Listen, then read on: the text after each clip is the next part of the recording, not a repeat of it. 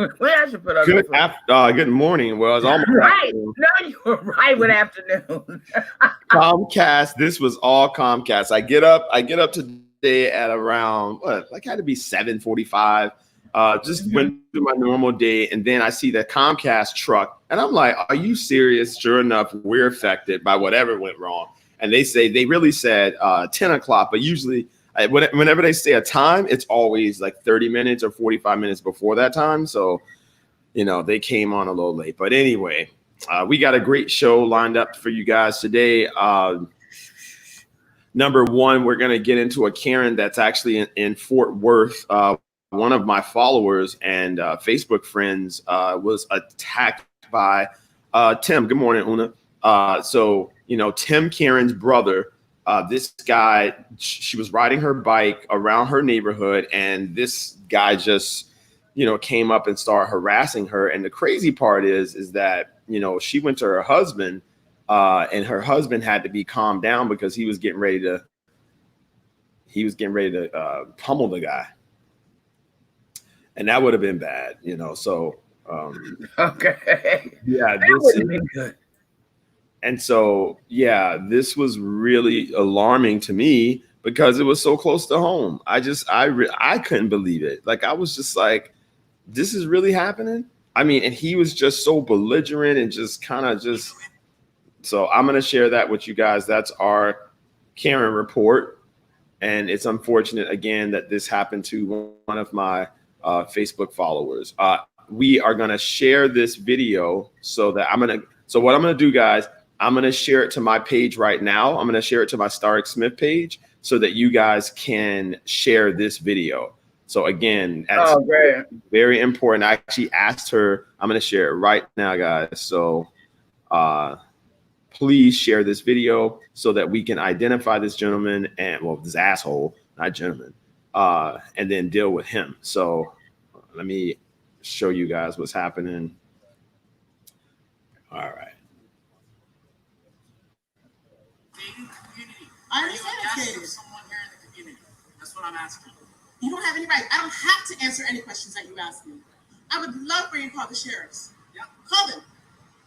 I'll be riding around. I'm not leaving. This is a private community. That's fine. Okay. Go ahead. Call the sheriff's department. You have no right to ask me any questions, and I don't have to answer any questions to you. I haven't spoken to you. You have the right to be riding around in a private community where you're not the guest of someone or you don't live here. Guess what? Does that matter to you? I didn't speak to you. I didn't do anything to you. That's fine. Okay, great. That's great. So how about you go police somewhere else because you got the wrong one and I got time today. So you can waste your time and the police. You got the wrong one and I got time. I told you I don't live in here just because I said no. What I was lying. That's bullshit. That's bullshit. I was lying to you. Go ride straight up. Why don't you go ride in the street? Don't jump in front of the cars for all I care. As a matter of fact, you're messing up my heart rate. You're messing up my heart rate. I don't give a shit. I can tell you don't live here. Okay? I was lying. I do live here. No, wrap up one. Wrap up one. No, wrap up one. Go ahead. You don't live here. You can put that in. That's it. I'm calling the police. Let the police. Let's go up on something here. Since you want to act, so I complain. United States of America. And you can, you know what, not get Ramon. You know what that means? You should have a pretty good guess. Call the police. Go ahead, go for it. I got time today.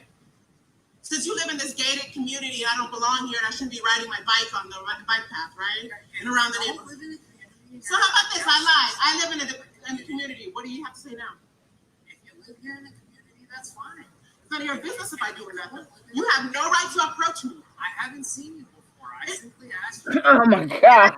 I don't have to answer your question. I'm so glad I'm not here. That's my response to you. So, take it or leave it. I don't live here. I live here. Who gives a fuck? I don't think you'd be acting that way if you lived here. You really don't? Wow. Go for it. Call the sheriff. I think there's a non-emergency number posted. Why don't you call that number? I'll be riding around. Right now. Go ahead. Go for it. I'm going to keep riding around and let me know. Wow.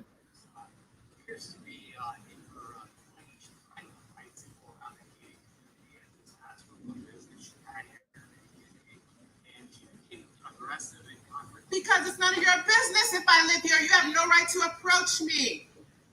Go ahead, go for it. Look, it's Karen's cousin. I know you don't know. Trust me, everybody else knows. I asked you if you what business do you have here? You don't What have the any fuck? right. What right do you have to ask me that question? And I can answer anything I damn well please, and I can tell you go to hell if I damn well please too. So how about that? Yeah, that's that privilege. Like, I can do whatever I want. You have no rights. I have all the rights to Go ask to you. Russia so you can waste their time and money. That's we have a person Notice that he changed it from lady to person. Person. Mm-hmm. and she said she wasn't and she didn't live here. And I asked her to Politely. she became very confident. It is not your business, though, Mary. You could be a rapist. I'm not about to tell you where I live. I'm afraid for my life. Should I call also? Yep, you should. That's the new John. Is to call him. There's a white man who looks like a rapist Yeah. Oh, really? harassing me. For open garages? Listen to the lies he's saying. You have got the right one today. Here's the front entrance. She's appears to be about 25 or 30.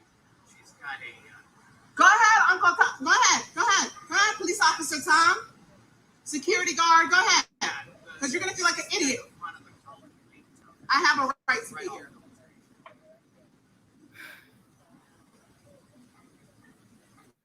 What else was I doing besides scoping garages? She is not playing. Yeah. How did I get into your precious gated community?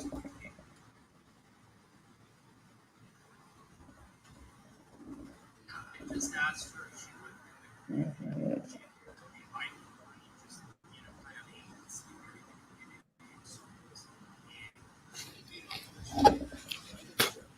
Unfortunately for you, yeah, because I told you you can go to hell and you have no right to ask me anything, and nor do I have to answer anything. All right. So that is What what ended up happening?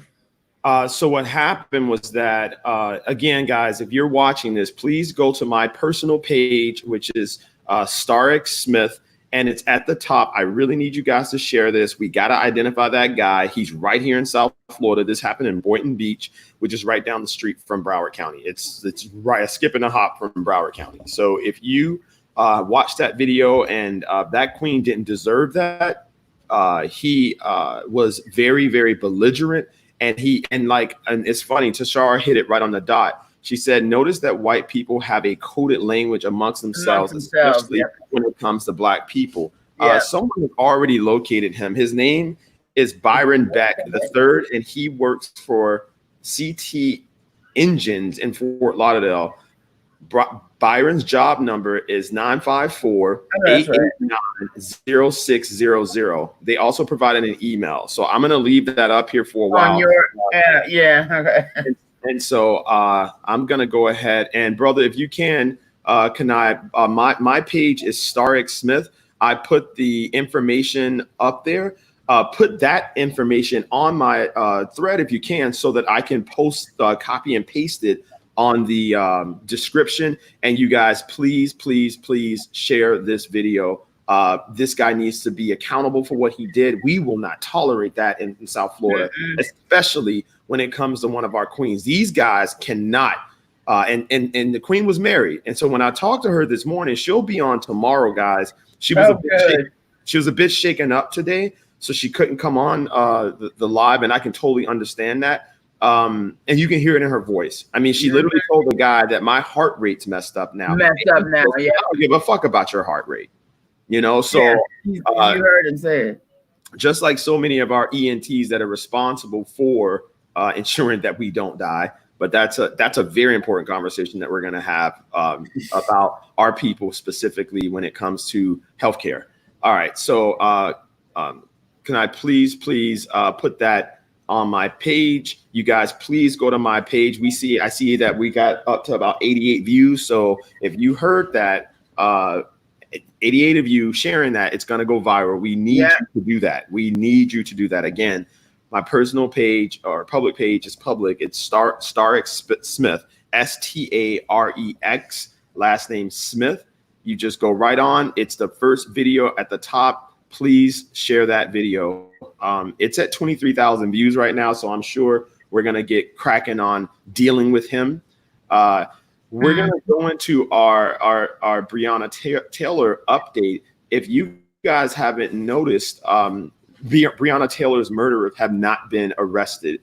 There has not been a louder outcry. We launched a small effort to email the Attorney General for that state, which is Kentucky, which is a black man, but we showed that he's a Sambo, so I don't think he's interested in having this horrible murder with our dear sister. So I'm going to show you guys what a coalition of mostly white people, which was incredible.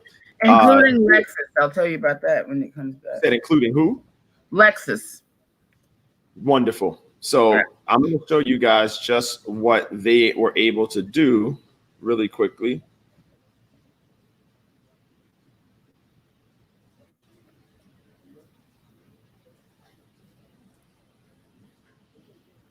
And so these are the protesters at the home of the Attorney General. Look at that. A bunch of young white people in the front line shielding the black people in the back. Black people, yep. But it didn't stop the cop from arresting the black people first. They just, look at this. Oh my God.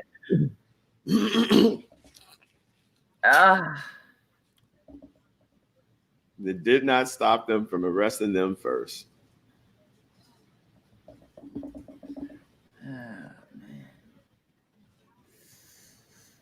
All right.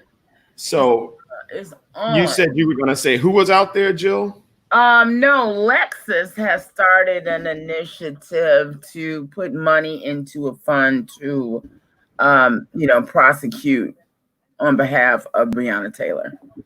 And I know that our Cox Media Group stations are participating in some way. I'm not exactly sure what our participation at Hot 105 is, but I'll let you know tomorrow. I guess I'll find out today sometime. But corporate, that's probably not today, the conversation, but corporate's influence in these, what do we call it? I don't even know what to call it. Protest, just involved. I don't know, but it's something subversive about it. On one hand, on the top of it, it's very, and I'm not talking about Alexa specifically. I'm just saying, I remember this story I told you about Microsoft, where they had commissioned a sister to do a mural. And then I guess they thought she was going to do it, the next day. I don't know. But she hadn't done it in the time that they wanted. And so they sent her an email and told her that, asking her when would it be done, because they needed it to be done while it was still relevant. Okay. So this sort of co-opting causes for relevancy. Like, see, we were there. We did our part. We painted our building with Black Lives Matter. So, go buy your Microsoft products for Christmas. I mean, it's almost like, man, I would rather see them. I mean, the money is good and everything, but I would rather see them sit down and have substantive conversations. Like, let's bring all of the heads of departments here at Microsoft. Let's talk to all of those that are Black. Can we bring all of them in the room? Can we have that conversation about how corporate structures and corporate culture has got to embrace the level of our talent as well and put us in those spaces that you don't have to run out and find us to add legitimacy to your cause when, the shit hits the fan.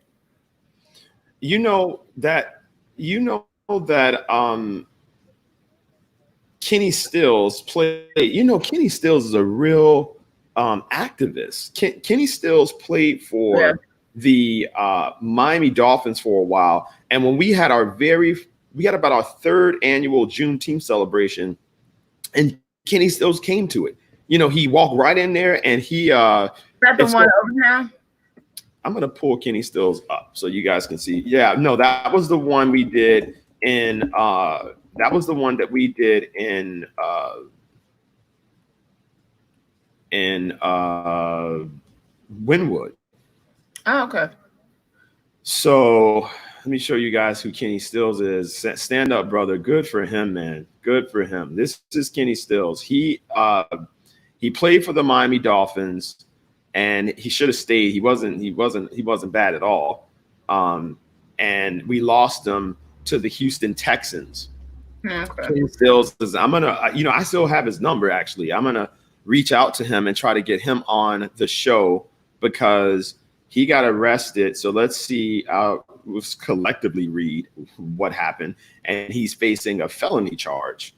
If they come after him, that's going to be a problem for them. So Kenny Stills, a wide receiver for the NFL, Houston, Texas. Excuse me, guys. Houston Texans is among the 87 protesters facing felony charges after being arrested Tuesday at a protest in Louisville. Stills, 28, was entered into the jail's booking log just before midnight after having been taken into custody earlier in the afternoon as he and dozens of other protesters marched to the home of Kentucky Attorney General Daniel Cameron to demand action against the police who shot and killed Breonna Taylor in March. Stills was charged with intimidating a participant in the legal process, a felony, as well as misdemeanor disorderly conduct and criminal trespass. His arraignment was set for 9 a.m. Wednesday morning. A request for comment from Athletes First, the sports agency that represents Still, was not immediately returned. Still's charges mirror those that 86 other protesters who were arrested Tuesday are facing. More than 100 marched from Ballard High School in Louisville's East End to the home of Cameron, who protesters have long demanded charge the 3 Louisville Metro police officers involved in Taylor's killing. Those protesters stood and chanted on Cameron's lawn at Cameron's request. They were trespassed from the property. LMPD spokesman Lamont, wait a second. I was like, I don't know where that's going. This fucking attorney general is such an asshole that he called the fucking people to arrest these goddamn people. You know, that shows you right there that he doesn't give a fuck. That shows you right there. Let's get his name. He needs to be fucking just recalled from office. Daniel Cameron. This goddamn Sambo, I swear to God, that's crazy to me. And I knew this man was gonna be like this.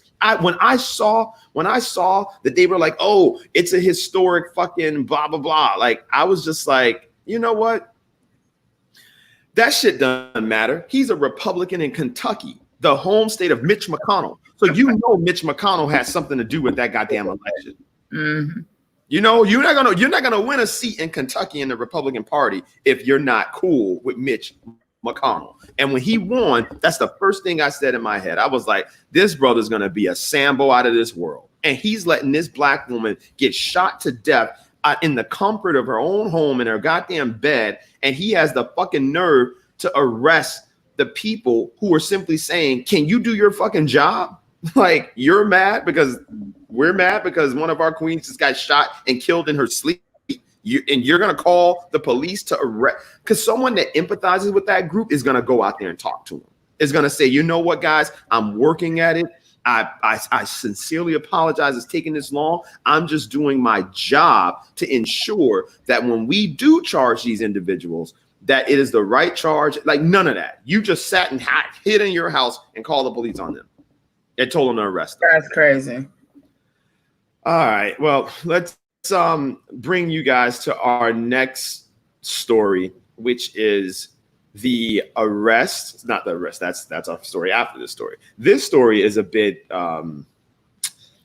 it's really sad and interesting. So Nick Cannon has been outspoken for a lot of various issues. And he's been a bit polarizing in the past with some of the things he said, some of the things he's done. And right now he is being fired from Viacom's programming because of some of the words that he said. Now, this is not this video here is not the exact reason he was fired. Really? He was really fired when he started to talk about the Jewish people, and he made a statement that Black people were the real Jews, and like Semitic people rather. So and he wasn't wrong, right? He wasn't wrong about Black people being the Semitic people. I eat at a wash Ethiopian all the time. I attend the Ethiopian Orthodox Church, and the Ethiopians, Kenyans, Sudanese, some of these people, they speak Semitic languages. And so Amharic, which is the language of many Ethiopians, millions of Ethiopians, is a purely Semitic language. It's one of the few languages in Africa where it's inherently African, and it has a written language as well, and it's called Amharic. So if you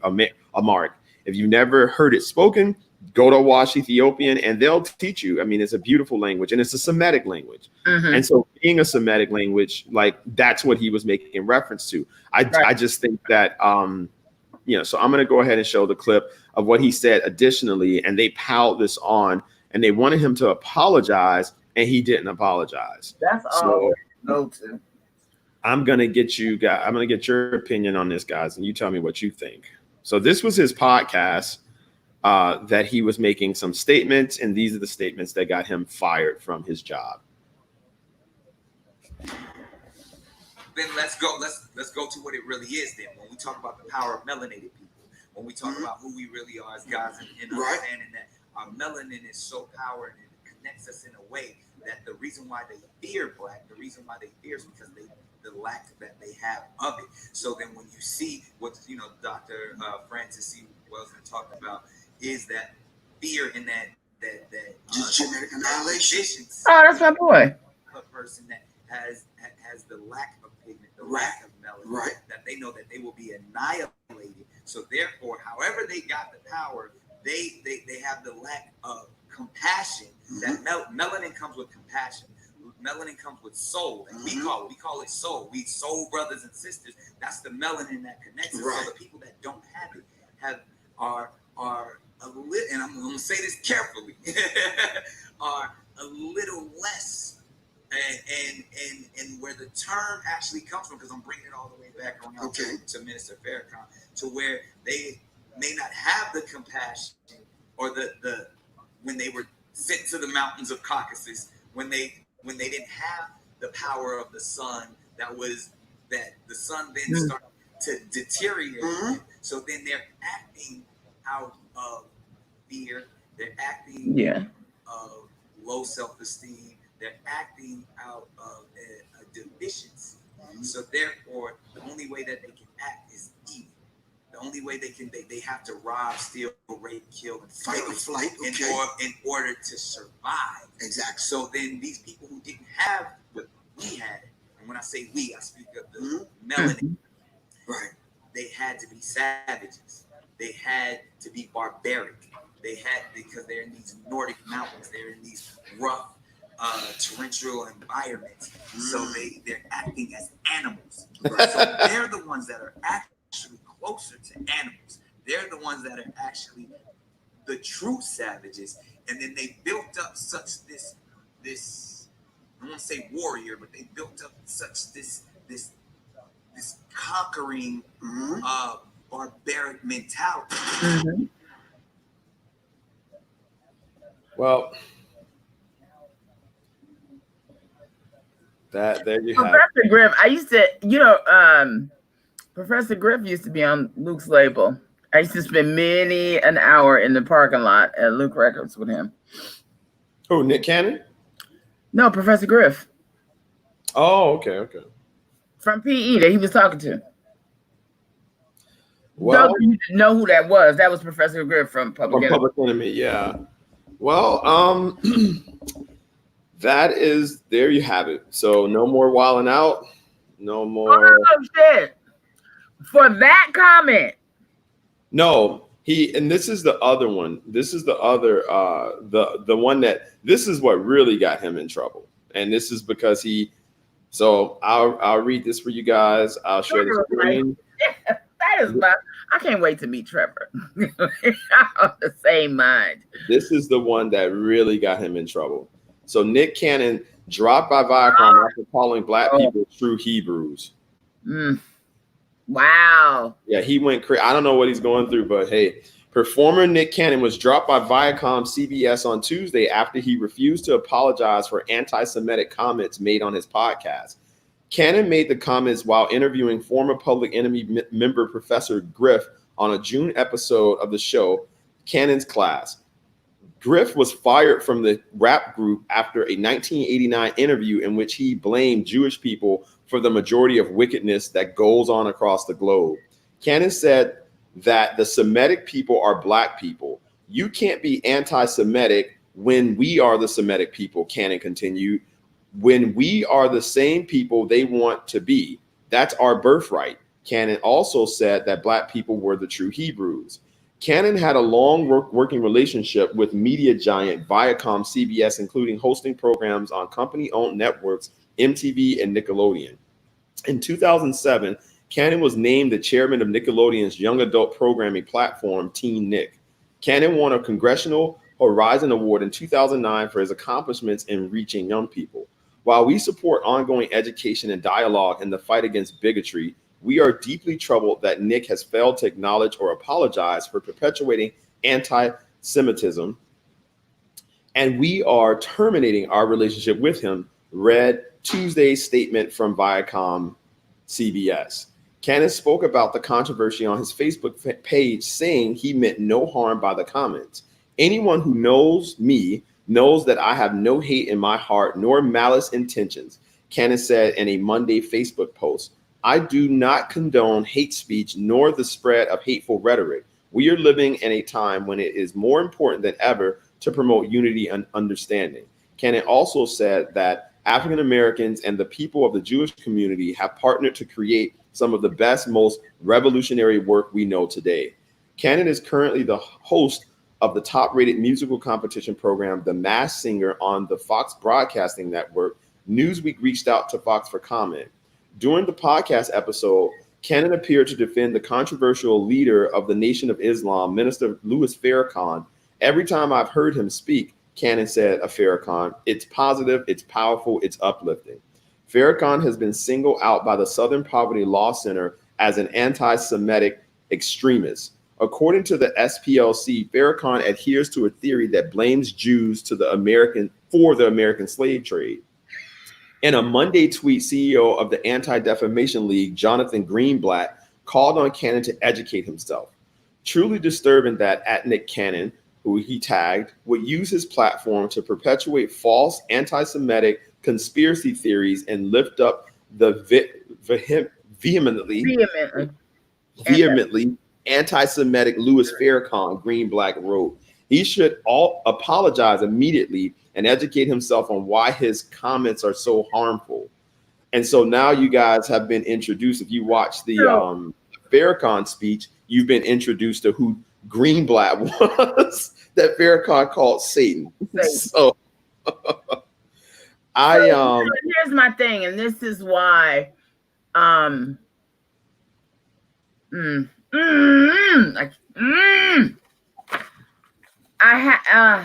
anyway, the true mark of maturity is when somebody hurts you and you try to understand their situation instead of trying to hurt them back. And that's I do my jewels at the start of every hot talk. That's my jewel for this Sunday show. Please listen. And I say that because if Greenblatt really was concerned about Nick Cannon, right, and his growth, and if he was ever concerned about Minister Farrakhan's conversation, he would have facilitated a conversation. The fact that, and that's why I can't get down with this demonization from a distance, right? Like, we heard what you said. we decided that is anti-Semitic, and you should be punished from now and forever and all time. This is his statements, Joe, I believe. Okay, here you guys go.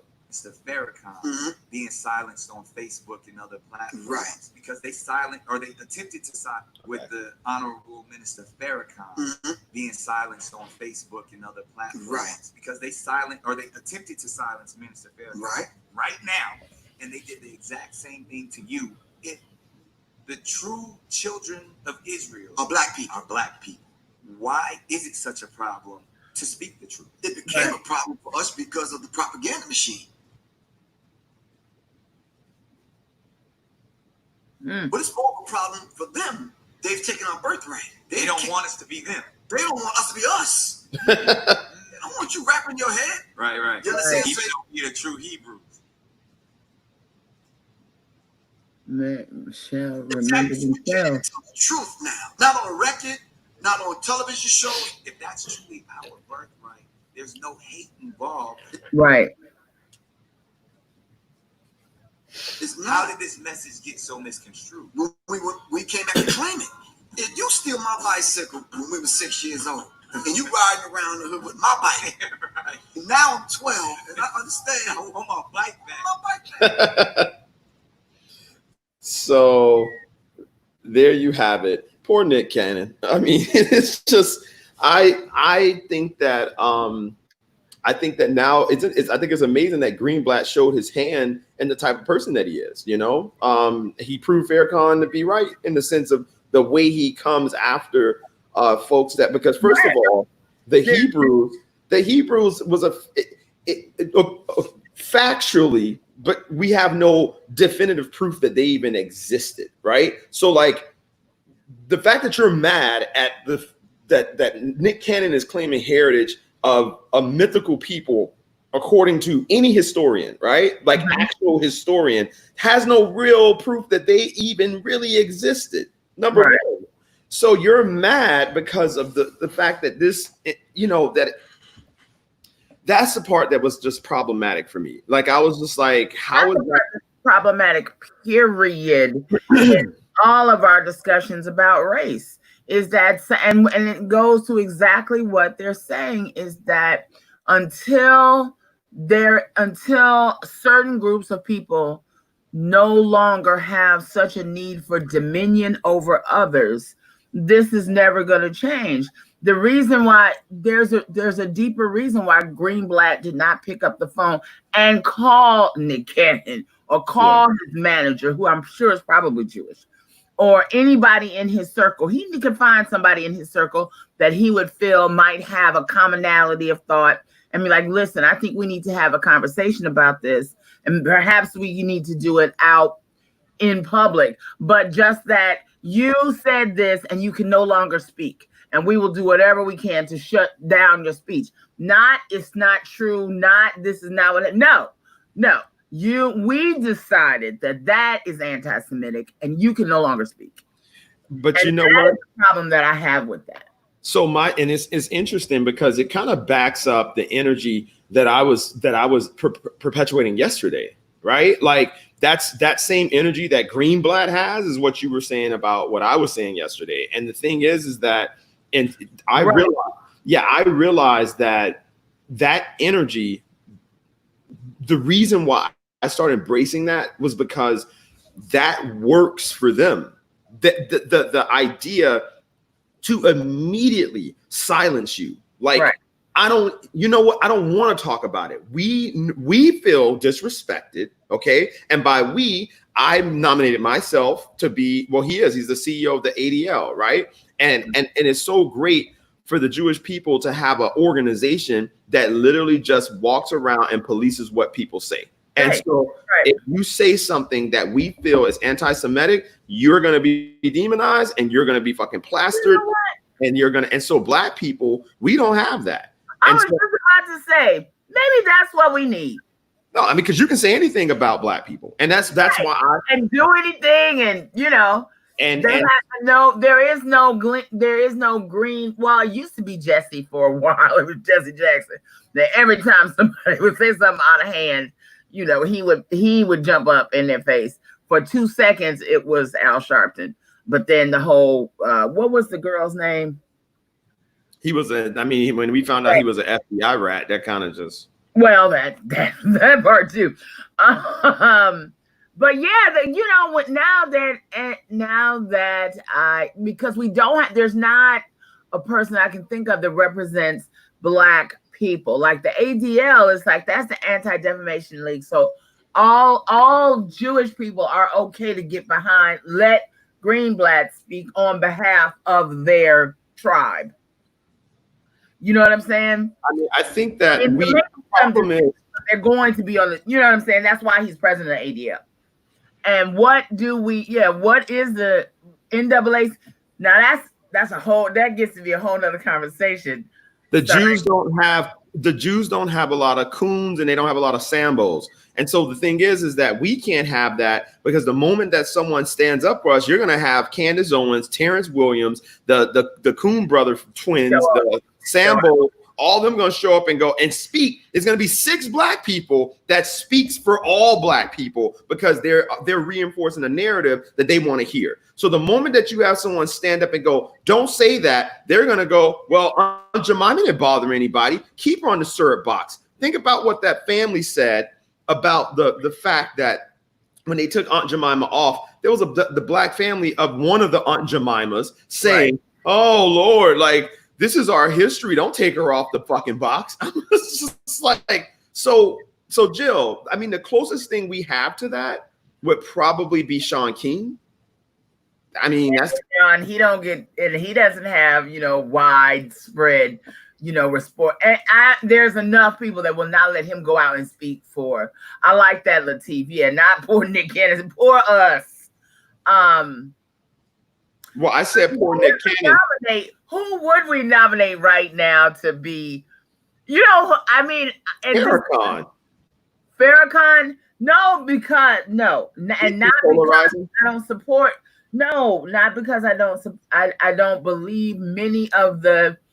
I don't know. I believe that Farrakhan's heart is in the preservation and the redemption of Black and brown people. I believe that completely. However, we are so polarized as a country. There's too much of what he has to say that will just not be received, period. And it's got, unfortunately, you know, we have to tap dance our way into it. So when you think about pop culture, I think at this very moment, I might send Charlemagne up in there. Because he's right on that. He has everybody's attention right now. The thing is, Charlemagne, I don't think that Charlemagne is unapologetic enough, and that when he spoke. That's why I feel like he could work, because they're going to put up complete resistance against somebody who is 1,000. Farrakhan died. I don't trust Professor Griff. Blackity black all day, black bitch, black. Okay, they just can't. Someone said Killer Mike. Killer Mike could work as well. You think Killer Mike and Charlemagne up in there? I think you got a good duality. So I trust Killer Mike way more than I trust Charlemagne. I think Charlemagne is susceptible to pulling back once they and then that's when Killer Mike comes in. Okay. I can see that. Yep. I can see that. I mean, I don't distrust Charlemagne. I just think that he is someone who, you know, like Shaun King is unapologetic. It's just that people are saying that Shaun King's actually white and that he's not Black. No, that doesn't so much bother me, except can walk the coon line sometimes, especially when he comes with Black women. I take Killer Mike. Yeah, I mean, of the two, if I had to only send one up in there, yes. I agree with all of you that it would be Killer Mike over Charlemagne. However, we're not in that situation. We're not coming to the table on equal footing. We have to we have to get to the conversation here. And when you're dealing with people who are like, I'm going to go all the way out the frame to make my point. When they feel like they're here and you're here, Like, how are you going to normalize that conversation? That is true. You got to have a little bit of both. Look at what V said. V said, nope, the way Charlemagne got ran over by Rush Limbaugh during his own interview means he does not have the depth or historical knowledge to lead the movement. You know, I saw a lot of people say that. And as a radio personality, and the two of them being on the same, you know, getting checks cut from the same company, they put Rush Limbaugh, and Rush Limbaugh said that in the interview, that everybody told him to come on this show because it's popular with, you know, them. And that wasn't so that we could learn more about Rush Limbaugh. It was a power move. I won't go any deeper than that, but that was a power move. Understand that. And Charlemagne, I felt like, played his position in that space because he left enough hanging that Rush started to speak his truth through that whole thing about how they told him that he needed to come over there. He wasn't just there because he respected them and he listened to their show and he loved them. No, they told his ass to go over there. We need you everywhere. You won't see him bring Charlemagne on his show. Wait for it. The other thing is that, you know what? David Banner might not be back. David Banner would be, yes. Ding, ding, ding, Marcella. That's a good one. David Banner might not be back. That's a good one. I think that, so what we can do from what we can do, and that's what this show's about, right? Rather than us nominating someone, this show's going to turn into that. So we will just right now start repudiating any negative, like we will, and that's the key. See, the young people are the key. If you have young people going through articles, reading, and just because remember the ADL, that's what they do. They are literally looking for shit, right, that you said. So it's not even like anything happened. It's like we need to stamp this out before it happens. Because if you create an environment where you can say whatever the fuck you want, where you can say things, we remember what happened to us in Germany. So we're not going to let you ever get that shit rising. And so Farrakhan, you know, he's so powerful that they couldn't stop him, but they took his video down from YouTube finally because it reached almost a million. I think it reached 1 million, and they took it down because they weren't going to have that. And the thing is that the speech itself, I was trying to find where the hate came in. Like, right. I was just like, what did he say? When he talks about, you know, Mecca and Yemen and China, and that's where it comes in, because we're not supposed to have those conversations. Niggas is not supposed to be in that conversation. We're not supposed to be intelligent enough to understand this shit. We're not supposed to be evolved enough to understand that our connection to the world is much greater than America. You know, we're not supposed to understand all of that. And once you start showing up like you got some sense, because and then there's so much in it, like nobody's invested in the complete and fullness of African people in America, African American, whatever. Nobody, no damn body. Because when you get to certain places, when you get to those larger spaces in life where you can be deemed, you know, an authority or an academic, you know, there's certain parameters they're going to keep you in. There's certain conversations they're not inviting you to have nothing to say about. And when you want to talk about those things, you have to go to Black media or go to your people, because we won't have you here saying that at all. It is but what's very interesting to me, Star X, is how that changed from 68 to where we are.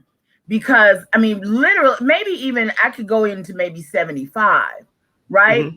You had voices that were much louder, focused, and strong than we have. Look how, like, we're only pointing to artists. We didn't really think about Cornel West. We didn't think about Tavis. We didn't. Why would we think about that? What? Because they know their place. Right? They're the worst. So far they're going because they've hit the ceiling and bounced back down and got thrown out and got, you know, cut out like Nick Cannon. Because that's what they do. If they don't like what you're saying and doing, they just cut you out. That's it. And keep it moving. You know, someone said Trevor Noah, and I wouldn't mind Trevor Noah either. I wouldn't mind Trevor Noah. Listen, who is that? You hit Trevor Noah. I think is probably the best so far because he has a 360 view of all of this. He has an excellent take. I love hearing how he breaks things down that are so controversial, but then when he breaks it down, and I think it's because he's half white. Right, that's what I'm saying. And from South Africa. Yeah. His view of the world is so much fuller than a lot of our. Yeah, I think Trevor Noah, and I mean, I watch Trevor on my phone, everywhere. Yeah, he would be a really good because Kimberly, can you talk about that a little more? She goes, that's why Beyonce's new music isn't being well received. Oh, Kimberly, do tell. Yes. What do you mean by that? Well, see, Black Parade, right? That's the one she did for can you pull it up? You want me to pull it up? I think they'll stop our video. Oh, that's right. That's right. Because we've been getting killed for a bunch of stuff. Yeah. Anyway, Black Parade, first of all, it's hard. I done listened to it 40 times trying to figure out what the hell she's saying. And she's leaning too far into like this current rap, that kind of the cadence of it, where you can't, like the baby, that thing, whatever he's doing, and that people in that space. And it's just not selling right. Like nobody's talking about that song at all, period.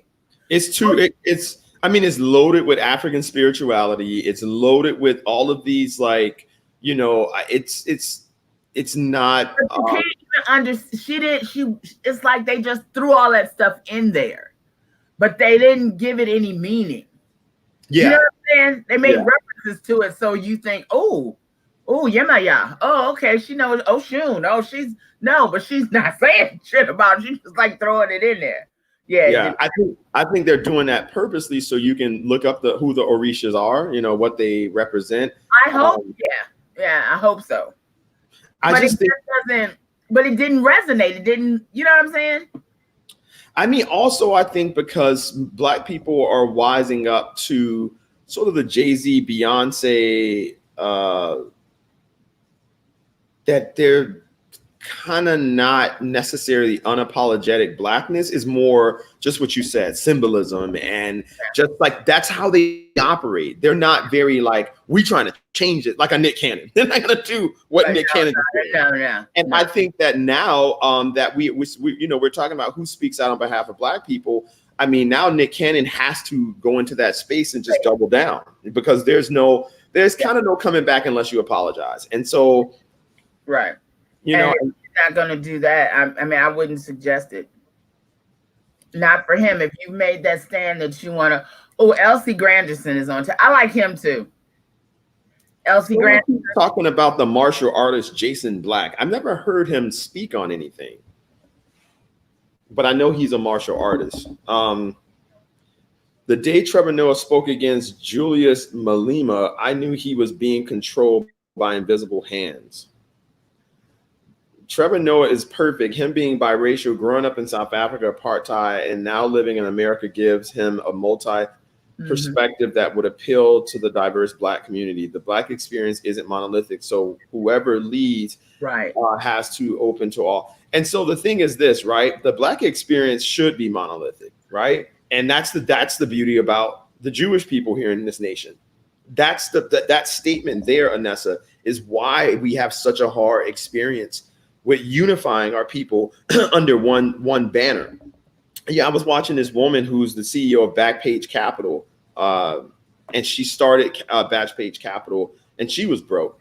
And so she started talking about how her trials and how hard it was for her to get this thing started. And as she was talking, it was so interesting because the moment that she got it started, she had to expand it to LGBT community, other minorities, and all. And so it just becomes so hard for Black people to finally say, we are doing this for Black people in a singularity. We understand that there are so many other people that are also hurting. However, it is important for us to focus on our family right now. Like it's fair to say that. So if you have a family and your kids aren't doing well in school, and now you say, well, you know what, I need to tutor them, right? And so maybe let's say that your neighbors' kids aren't doing well in school, and your other neighbors' kids aren't doing well in school. All we're saying is that we understand that there are other folks who are suffering. However, this is our family, so we have to take care of our family first.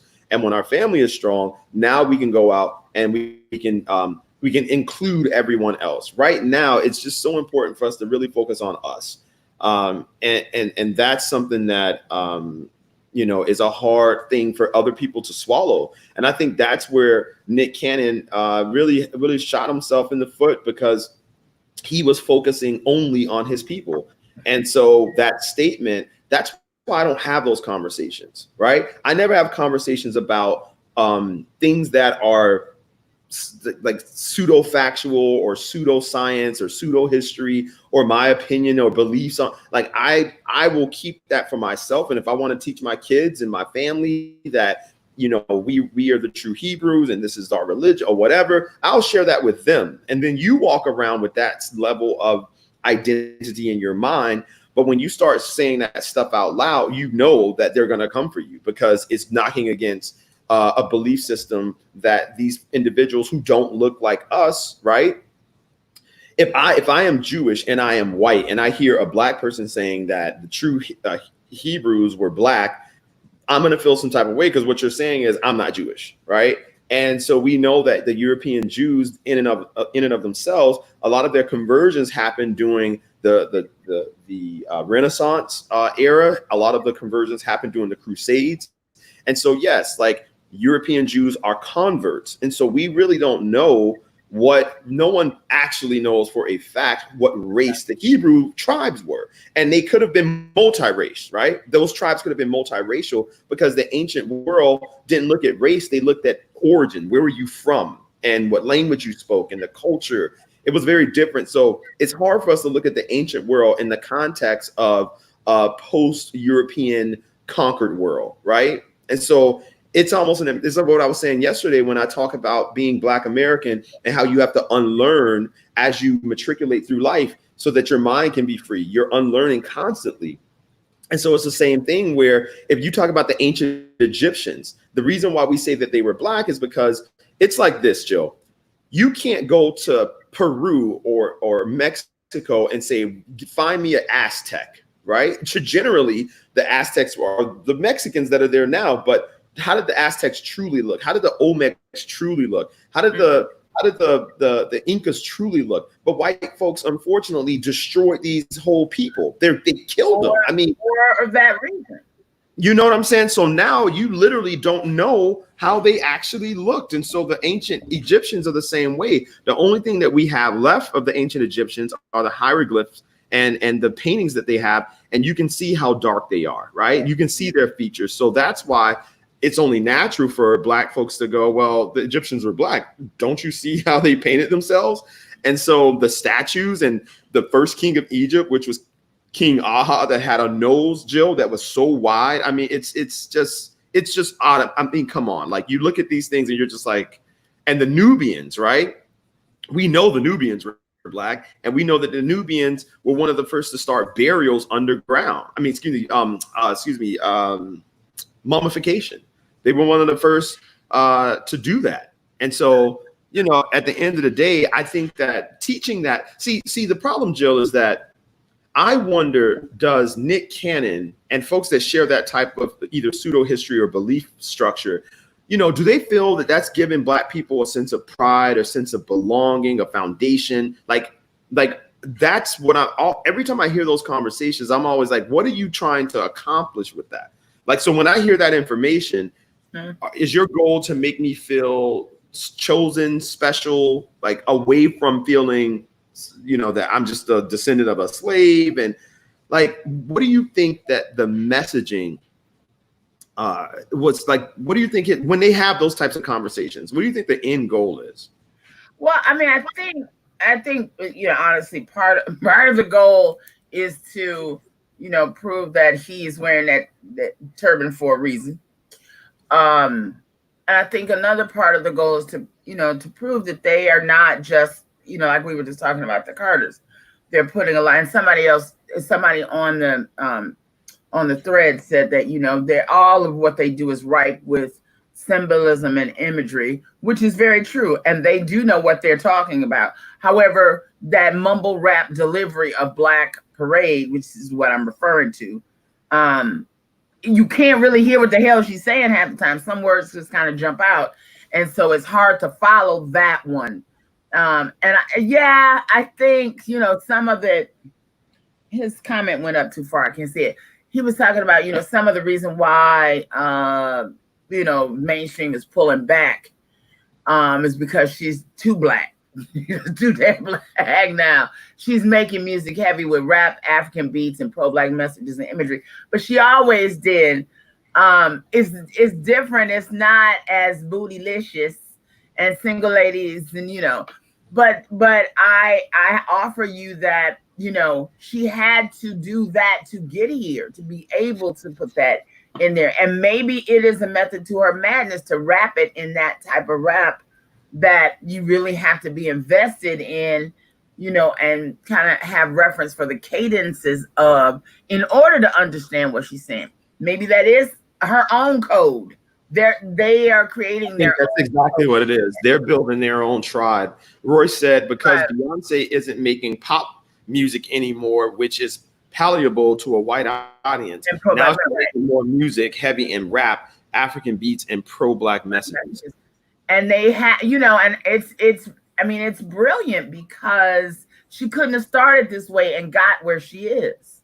She had to do Single Ladies in order to do Black Parade, in order to do, the last album, in order to, can't do. Who was she saying can't do that, or is that a person? Is she I don't know. That's what I'm asking. But if you don't have the background knowledge, I knew that was a good one too from Aisha. Oh, okay. Let me go. Yeah, would be a target when he decided to continue the documentary on Taco Stubby that Nipsey Hussle started. He had a target on his back. Hopefully, he can take his shows to another network. No, he's not going to be able to go anywhere. Yeah, he's done. He has to start his own platform. I mean, Nick Cannon is very wealthy, so he has enough money to start his own shit. And if you want to, and his ex-wife is very wealthy too, so they're not hurting. I don't know who that is. Oh, okay. Well, I'll look him up, Tashara. That's where intersectionality comes into play. There are Black LGBT, Black women, Black Muslims, Black disabled bodies who need to be represented and oftentimes overlooked. And okay, so that's the part of Generation Z and the younger millennials that I just can't. It's okay.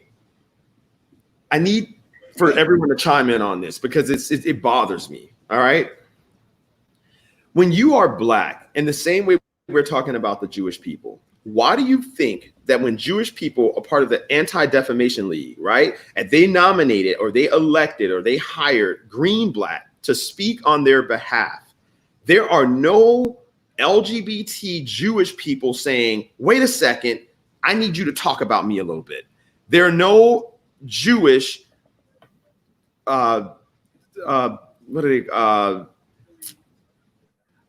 transgendered Jewish people that are saying, well, like let me go parade around and you need to talk about me too. They are talking about the Jewish people in totality. And so you don't have to start taking out these subgroups within a subgroup. It's just, we got to stop doing that. So if you are a part of the LGBT community, if you are a part of the disabled community, if you are a part of the financially insecure community, if you are part of all of these things, right? The thing that comes before any of that is your race. You are born Black. And so when we deal with the Black issues that we are struggling to deal with, the moment that you start trying to divvy out these subgroups within a subgroup, then no one can speak on our behalf, because guess what? if I'm talking about the fact that Jill Tracy, that black people, dogs are dying and people are killing dogs, and Jill lost her dog, and I was like, oh my God, this is a problem.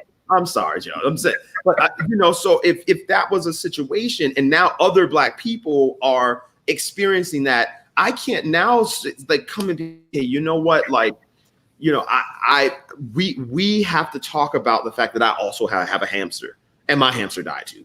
But like, no one's killing your hamsters. And so people are like, well, like, let's talk about these subgroups, and subgroups are like, well, these things are happening to us and no one's dealing with them. But those subgroups, it's a bigger picture, right? Like, having issues with handicap accessibility was something that's going to help all handicapped people, right? That's a race neutral policy, because whether you're black, white, you're going to need that ramp, right? Yeah, Carl. I'm sorry? No, I was just saying, Carl made a good comment about what you're saying. First, the LGBT community has racism as well, so that's our fault. Yeah, I think that when we have this discussion, it just really, sadly, we're the only people who can't shapeshift, and we can't morph into somebody else. You can be Jewish and be at a Klan rally, and nobody will really know. It can happen because they share a skin color, and the barrier between us and them is our color. We can't, this don't go away. There's nothing you can do about this. You can't show up nowhere and be like, no, I'm Anglo. Anessa, that's not correct. Jewish people often talk about the LGBT and have multiple Jewish LGBT leaders who Jewish people fall behind because they are members of the Jewish community. That's true. But see, you sort of unraveled the belief that intersectionality works, because look at how you said it. You said they fall behind because they are members of the Jewish community, and that's it. Just so you will fall. So if we have a black leader, let's say Sharpton was actually effective and righteous, and and Sharpton was speaking on the fact that Breonna Taylor's murder is not like that part is just. This is what bothers me about these fucking people. Why isn't Sharpton going crazy on Breonna Taylor's issue? Right? You preached at George Floyd's funeral and you did a great sermon, but this black woman lost her life and the attorney general's black and he's sitting there doing absolutely nothing. So if he was a white attorney general, would you go after him? I mean, it's like, this is my thing. So when you talk about this, Shaun King is the only one that stayed on the pulse of Breonna Taylor. Shaun King is not, you know what I'm saying? And so now you got Jill Scott. She's staying on the pulse of Breonna Taylor. Yeah.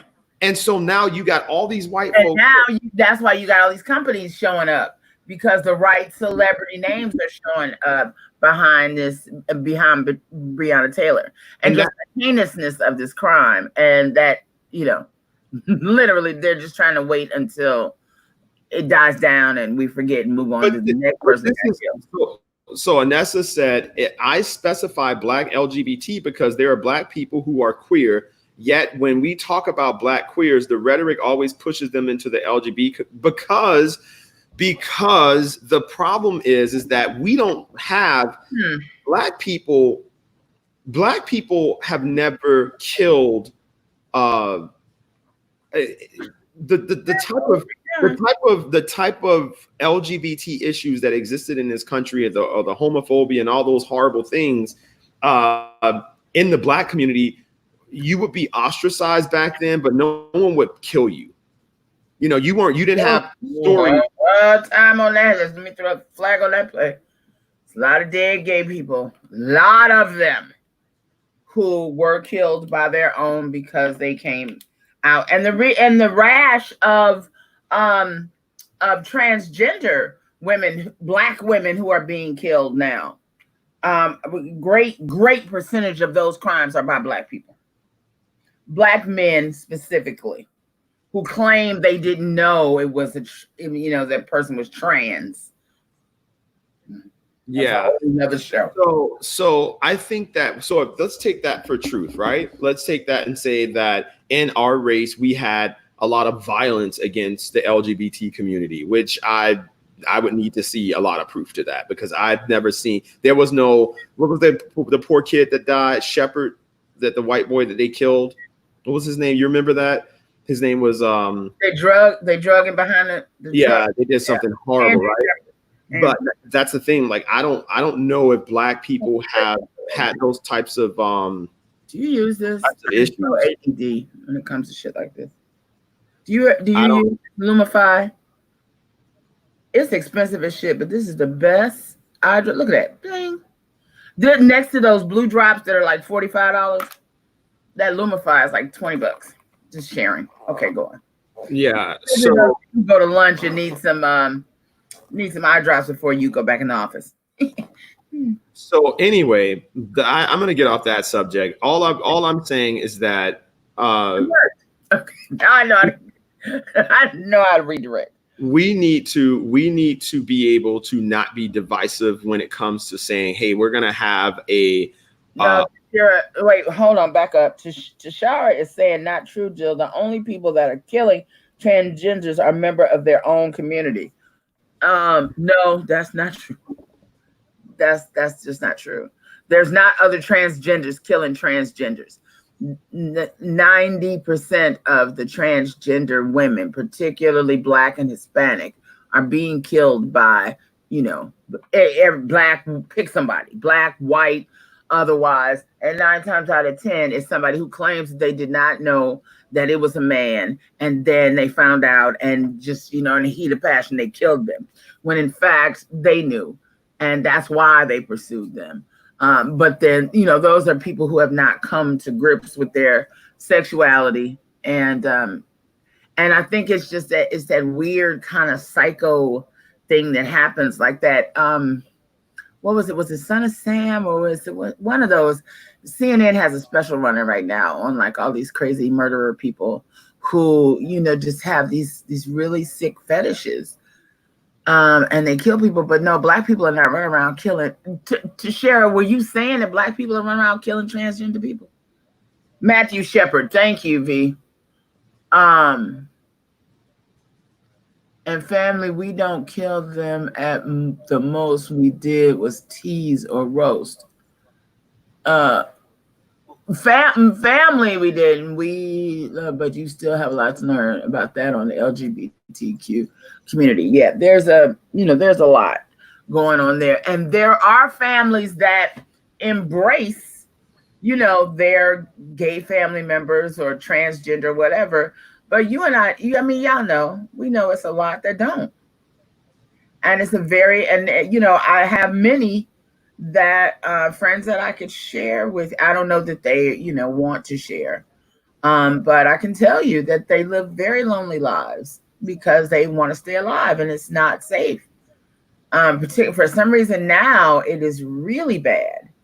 But it's just not safe for them to even be out on the streets a lot of times. So no, sir, there are many injustices and violence toward the LGBTQ. Yes, they are. The issue, however, is that to create a divide within the Black community will only have a negative effect. Yes, we need to save the whole house from burning. Then we can reach. Oh, Tara Gardner. That's it right there. Because LGBTQ members in the Black community pushes the white LGBTQ anti-Black rhetoric. That's the problem, and one of the reasons why James Baldwin pushed his racial issues above his sexuality, intersectionality stance. That was 30 years ago, Anthony. I mean, but so I think Anthony. No, 50 years ago, damn. Anthony has a point though, because the white Black. Okay, so Black. Think about it. Who was the white equivalent to RuPaul? Lady Bunny. See, like no one knows who that is. So if someone said, anybody who knows in the gay community knows who. But think about what you just said. You got to be in the gay community to know who the fuck that is. But RuPaul is known by everybody because he's Black. And so when you look at the fact that Black gay people, or back in the day, like no one was attacking RuPaul. No, okay, back up. RuPaul, yes, back in the day when RuPaul did my 25th birthday party, yes, RuPaul was not running around looking like this RuPaul today. No, the difference, Lady Bunny was more of a drag queen. RuPaul came out and changed the whole game because You really did not know whether RuPaul was a man or not till you saw him in person, and almost couldn't tell when you saw him in person. So, and he got a TV show. If Lady Bunny had ever got a TV show, why do you think that white people don't support when you start talking about black queens and who's the white equivalent to Magic Johnson's son right now? Name a white man that's doing that. Who's the white equivalent? The Asian guy. But that's the thing. Like, you don't know. Like, you gotta be. You don't see what I'm saying. When you're black and you're a part of that community, they create a caricature out of you. And a lot of these black gay people, they don't realize what the white caricature. EJ created his own character. So did RuPaul. The reason why I believe that black transgender or trans whatever personalities get more attention is because there are other groups more, white people are invested in seeing us in a way that we feel is derogatory. Who's the white equivalent to Billy Porter? The white equivalent to Billy Porter would be the guy that Mario. I mean, just without the drag. You know what I'm saying? Who are these people? Like you got like these. So the media takes black trans people, black cross dressers, black. We do it better than anybody. We do everything better than anybody. No, but that's not their reason. That's not their reason for propagating them, Jill. That's not their reason. What their reason was, but you were talking over me. I'm sorry. Go ahead, Jill. No, I said the reason why is because they're invested in black people appearing in ways that other people will find disparaging. So yes, they're going to push a RuPaul, a man in drag, all over the place, give him a show on VH1 and all that quicker than they're going to do Lady Bunny, because they're not really invested in seeing a man walk around look like fucking Lady Bunny. But with black people, it's fine, and we're gonna make a lot of money too. And the black people are gonna be all excited. I mean, that's a given. Why does the white PR machine in Hollywood, push the narrative of black people being the face of the LGBT community? Well, one of our first shows we talked about that, and I told you how I was feeling a little disturbed by all of the new antivirals and all of the new drugs for AIDS. You're seeing more and more black men on those commercials, particularly on CNN. If you pay attention, there are a lot of those AZT drugs. You're gonna see a lot of black people in them now, where we weren't there before. They weren't even really commercials, because it fits into the narrative of, see, they're bad, they're diseased, they're dysfunctional, they don't know what gender they are. Because when white people are receiving that, they're receiving that in all different ways. When we're receiving it, a lot of times it's like, yes, queen, yes, bitch, do it, do her, yes, do you live your life, honey. And then you got that other part of the community, which I feel, honestly, is a little envious that black trans people get to, do the most and live their best life and twirl. Billy Porter, come on now. Come on. Who does not love the fact that Billy Porter can just twirl all over the damn world right now? And that goes into my point, right? Like, black people, the issues, when you start talking about the serious issues, whether it's violence, whether it's discrimination and all those things, like, we don't have that at the level of other communities. However, the LGBT community that happens to be black comes at us like we do. And we don't. We've never had that level of violence. We never had that level of anti-LGBT within our people. And like the brother said, like the most... to that level, Jill? That I posted just for Pride Month of my Uncle Hoochie in 1955 and his drag queens. No, Jill, you're misunderstanding what I'm saying. I said that we don't have that level of violence toward our own people who happen to be a part of that community. We don't have that same level of violence. And so what I'm saying is that Black members of that community sometimes comes at other Black people like we are perpetuating that same level of violence or that same level of discriminatory practices. And it's just not true. I don't think it's at that level. And so they have to understand that the white LGBT agenda that uses a Black face to get the rights, to get the financial rights, to get all of the things that they're utilizing for their benefit, right?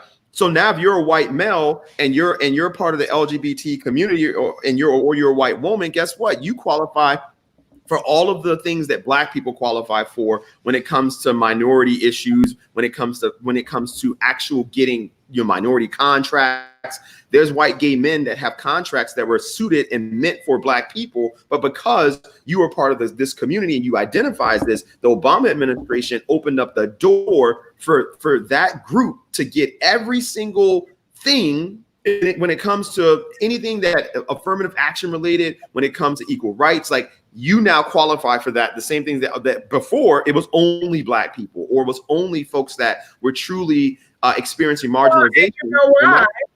Because they fought for it. There were so many gay white people in Obama's cabinet that that was the first time they could put their agenda on the table, and they did, and they got it. I mean, She said, Nikki Brown said RuPaul spread anti-Blackness in his shows for acceptance and or to take money. What do you mean by anti-Blackness? Jill, there were people saying they were canceling their subscription to Essence because he was on the cover this month. Who was on the cover? RuPaul. I'm sick and tired of that lie that's being pushed about straight Black men being killers of transgender men. Well, Tashira, I offer you to Google the LGBTQ. As a matter of fact, no, you ain't even got to Google, Tashira. Go on, what's his name? The little one from Housewives, the hairdresser. What is his name? Dwayne, somebody, come on, one of y'all know. Remember the short gay hairdresser on Real Housewives of Atlanta? He has a show called Gay Like Me. Let me look it up right now. And he had on straight Black men are not okay. So, I mean, Roy said many Black gays, lesbian, trans people are killed by Black people. I mean, you got to show me the proof to that. I mean, these are the statements that I was talking about the other day. Like we make these statements.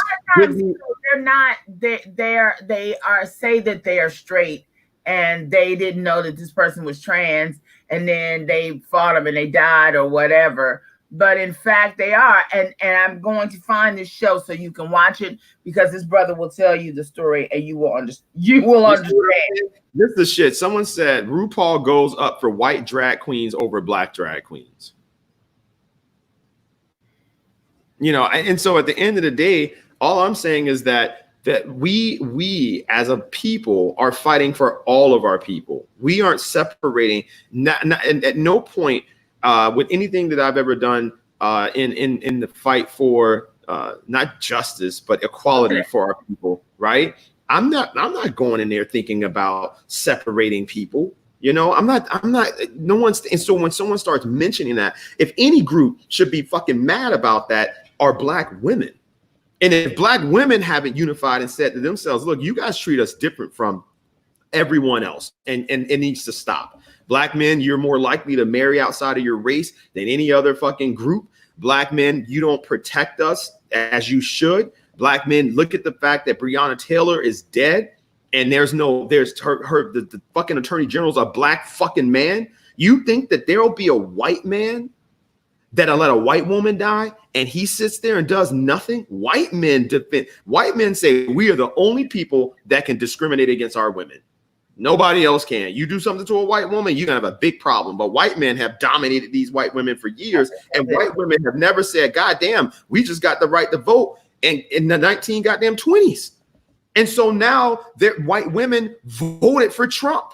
And Trump is a womanizer. Trump is has a horrible record on women, but the white women supported him. So when you look at women in general, Why haven't women? How is it the LGBT community comes and says, "Oh, we have all these problems," but then when you look at women, like women don't, they're not saying, "Look, stop this rap music from saying all these horrible things about us."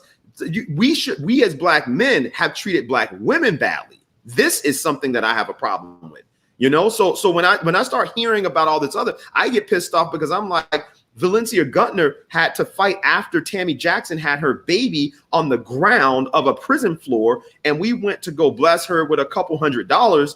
And when we were talking to her mother rather, because Tammy has some issues. And so that was another issue. And so now it took V to champion that. But the moment that a Black man heard that was in the legislature, they should have took that on the mantle. They should have fought for that. Right, but she went to a white senator that championed the bill for her, Pizzo. And so my thing is that when you go ahead, relationships also play a part. You also have to know, everybody that's what is that saying? All skin folks ain't kin folks. I mean, we had that conversation the other day. So just because they're Black does not mean they're going to be on your agenda. To Shira and the other people that said that Black men are not killing transgender, and I'm not saying it's all Black men, but a lot of crime, period, is race on race. It's Black people. That's like saying Black men are not killing each other in the street. You know what I'm saying? It's not. It's just a fact. It has nothing to do with anything else. And yes, I would offer you that now, especially after those protests, and we saw that really that violence was created by others in masks, etc., that really did all the violent work. And we saw that as the days went on, that during the day it was peaceful and beautiful, and at night it turned into some other altogether. However, I digress off of all of that. And I offer you to watch Derek J. That was his name. He has a YouTube channel called Gay Like Me. And it's a brother that is on, I think his name is Marquise Vincent. I think that's him. You'll know him as soon as you go on Gay Like Me, go on his page and scroll down.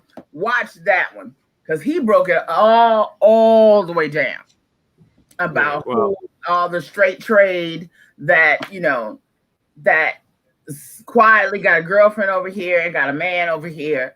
And I have friends. I'm sure lots of you on this feed got friends. They got a man and a woman. So, well, as far as what all I'm saying is that at the end of the day, my issue is the fact that I feel that if we're going to address issues within our race, right, that are sort of extensions of what discrimination feels like that we experience in totality, I think Black women, I just think Black women are discriminated against in so many ways that is problematic for me and so identifiable, and they need to be corrected immediately. And I'm not putting that over another group's issues. However, Black women are the source of everything that, like, our race depends on Black women. And so the fact that we are not doing a good job at protecting our women is something that is at the forefront of what I do. It's at the forefront of how I move. And so when it comes to Valencia Gutner, when it comes to supporting the things that she's done, and Valencia happens to be a part of the LGBT community as well. And so guess what, Jill? She understands the fact that when she is dealing and fighting for Black homeless people and homeless people in general, when she's fighting for the rights of women, that becomes paramount to her sexuality. It just does. And so what I'm saying is that, what do you mean? Like in the sense that your sexuality, unfortunately and unfortunately, however we want to take it, it should be very personal. It's just like how when the Jewish guy, for instance, one of our Jewish friends, and I'm going to share that with you guys tomorrow. This a Jewish friend of mine, he experienced real anti-Semitic behavior. He was in his on his street, and this white man walked up to him and start complaining about Jews and just saying how, miserable they're making the country and all this other stuff. And so, he shared with him, like, I'm Jewish. And so the guy's like, oh, do you go to temple? And so he's like, no. And so he's like, well, you're not really Jewish then. So he starts talking about black people, and he starts going on a rant about black people. And so Elon was like, today I realized that I could hide the fact that I was Jewish simply because I'm white. But I realized today when this dirtbag was going crazy about black people, they can't do anything to hide themselves. Right. They can't do anything to conceal themselves. And so what I'm saying is that the LGBT community has the ability that whites have, like white Jews have rather. You can conceal that if you okay. And so because of that, because you have an option, right? So no one should have to conceal who they are, but because of the nature of the world that we live in, that's an option for you. And what we're saying to you is that let's deal with the shit that we don't have an option to do right now. We don't have an option to say, well, I'm going to just like make this private. So your love life can be private. It doesn't have to be in people's faces. And that's for me where the perversion comes into play. When you start promoting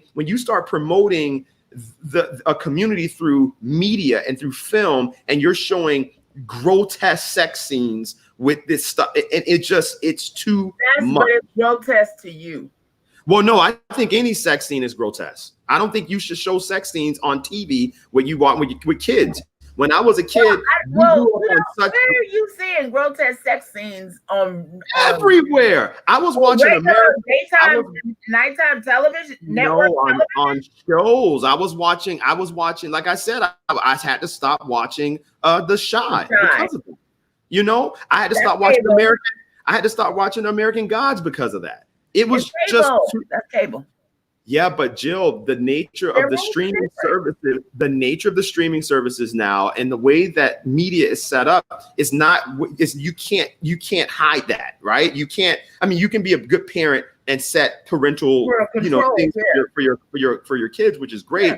But it's just that the level of the way that they're going about creating acceptance for this, even when Dwayne Wade took his child to that parade, and they took pictures and shared it with everyone. It was problematic for me because I'm like, why is a 11, 12-year-old going to a parade that is just rooted in this hyper sort of perversion? And that was something that is a hyper perversion to you. Well, no. So Jill, what I'm saying is that at 12 years old, at 11 years old, you should not, let me rephrase this. So I feel that dynamic and that level of topic, that is something that is very early, if you will, to be celebrated. Like that's something that you still have to figure out. That's something you still have to discuss and talk about. But it was like, clearly not. I'm sorry? I said clearly not. If they are if they, Dwayne and Gabrielle have been very, very clear that he is showing up in the world like this, and he wants them to understand and respect it. So what they have decided to do is say, okay, if this is how you want to identify, then we will respect your wishes. And I'm sure they've had the conversations with him, just as a straight boy, man child or woman child. You would have the conversations with about appropriate sex and how to take care of yourself, and what you should do, and wear condoms, and protect yourself. All of that. It's the same thing. It is a perversion to you or to others who feel like it shouldn't be that way, that boys and boys and girls should not sexually be together.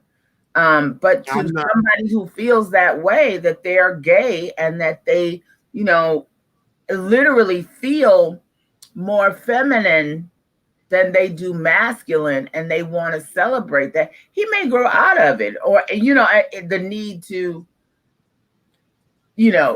or his fascination with like long nails, and because apparently that's like the big thing for him is the nails and the fancy colors and stuff. Maybe he'll grow out of, maybe he won't. Maybe he'll become the next Billy Porter or greater than. You just never know. But that does not take away, his value in the world. And that's what I think that, we have to be real clear on when we demand, our humanity, that we have to understand that everybody's humanity is important, whether I agree with it or not. If your child was gay, if you had a child and your child came to you and said that I am a gay boy and I find other boys attractive, and I have a boyfriend at 12. At 12, no, the boy in my class, I like him in a way that's different than I like. And you know what? I understand that. And those feelings are biology. And so now you're going to learn that this is not appropriate for your cognitive development to have these conversations right now. So it's just not. It's not something. It's not something that you need to. It isn't. All right. There's so many. But if your son 12 came to you and said, "I like a girl in my class, and I kissed her in the hallway," I would have the same. I would have the same opinion, Joe. That you are not ready. You are not ready to cognitively process these feelings, right? Because I cannot with good conscience tell you to engage in these very mature behaviors when that behavior can result in some serious consequences that you are not able to deal with, right? So if there is an unwanted, you would square them off of any. I mean, that's just like it's saying. I mean, how old were you when you had your first kiss? I was conservative. I mean, I was like 16, 17, 16 or 17, 16. Still. Yeah, I was 16. Still younger, 18 and up. I was 16, and then I had my first in college. Listen, everybody makes their own decision about their own children. I would never be one to say what you're doing with your children is right or wrong, but I would say I have dogs, so I don't have to have that conversation with them. But I think that, most of my friends who have children who are gay and who presented themselves as gay around 14, 15, their conversations with them was, do you understand what this means? Do you understand how gay people live in the world? What do you know? They have the talk, just like we have the talk with our girls. They have the talk with their kids too. And I think that, we're not in a time where, I had sex before I was out of high school, for the first time before I was out of high school, and damn near every child does now, and I just think that we do a disservice if we tell them what they can and cannot do. Because I know how I was. If you're going to tell me I'm interested in something over here and I can't do it, I'm going to run to that faster, or I'm still going to be in that space. I just think we have to be really more understanding and find out what the pathway to that was. If it wasn't a family member or whatever, how is it that, and I'm sure that's a conversation. I don't know exactly what they said, but I'm sure they had a conversation with their son about, well, what is it that you like about these fingernails and all these things that are typically feminine? Why are you interested in them? What do you like about them? What does that say about you? I would have that conversation with him. That's all I'm saying. That I think that when you just swear off, it's the same thing. Flip the gay person for a white person or whatever. And, but see, someone put most kids start doing things early. And the thing is this, right? Like, that's the problem. The part of the problem is that you have sensory information that is everything is working in tandem with each other. If you start seeing more perversion on television, you start being introduced to these things super early through music. I didn't grow up listening to songs talking about you know, fucking the shit out of this bitch and all that. I mean, I didn't grow up listening to this stuff. But they do now, when they have that, it's up to you. I have a friend who she's an excellent mother. And her biggest concern now, her daughters are virgins. They're one is 17, the other one's 18. She's going to college. And we were having a very good conversation. And so she was like, Starks, I raised my daughters the best. She has 3 girls. And she goes, I raised them the best that I could. And my biggest fear is that when they go to college or they get out in the world, that they're going to like go crazy. And so I was like, no, they won't go crazy because of the way, the balance that you provided. And it was the same thing in my house. I had 2 sisters. And it was so great to not have my sisters be the talk of the town when I came to school. I didn't want to hear guys talking about they fuck my sister. I didn't want to hear guys talking about my sister sucked dick in the bathroom and all this shit.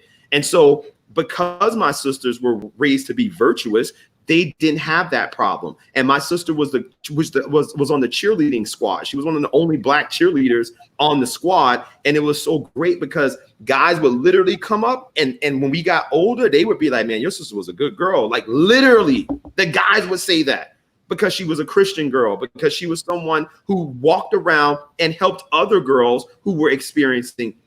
Because guess what? That whole slut shaming thing was very big in the 90s when I was in high school, the late 90s, right? I graduated in 2000. And I remember, Jill, how the girls who were promiscuous, everyone knew who they were. It wasn't keeping that. And there was no social media. Right?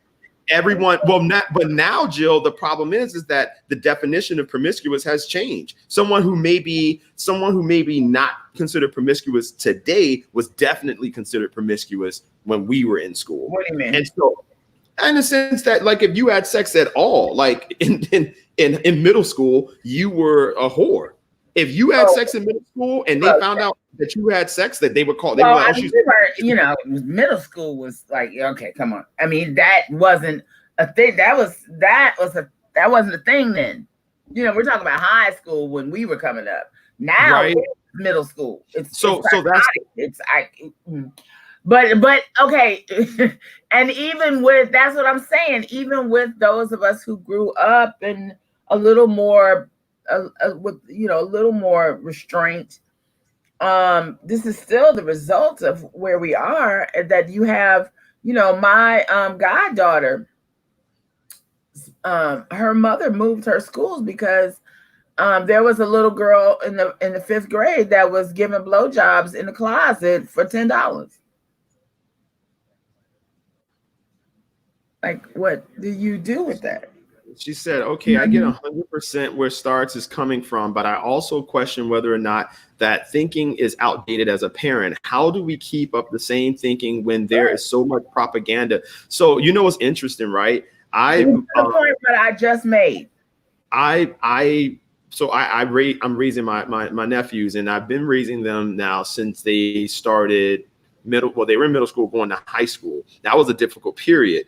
And it was very great to see, especially Jason, sort of like grow, it was just wholesome, right? Like he got a girlfriend, and when it was his first, he was in college, and like it was the way it was supposed. Like to me, it happened in a mature level. So now he understands. Same thing with drinking. Same thing with using recreational drugs. Like the moment that you introduce kids who are developing, the human mind is still being developed, and you're introducing these very adult, very emotionally potentially damaging sort of episodic behaviors that you may reinforce with what they watch. You may reinforce with the music that they listen to. There are parents that are raising their children in a very wholesome manner, and it's not outdated. It is how you teach and how you follow up and lead by example. I think that was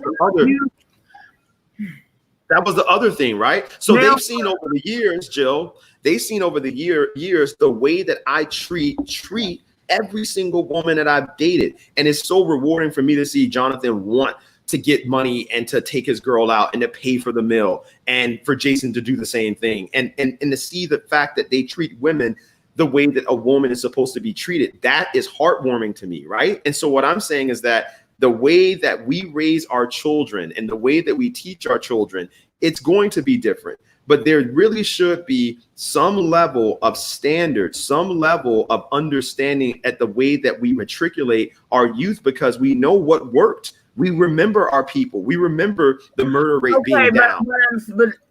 Okay. And we remember marriages being up. 2483 says, so Jill, if your 12-year-old said that they were in love with a 40-year-old, you would just say, okay. So that's what you gathered from what I said.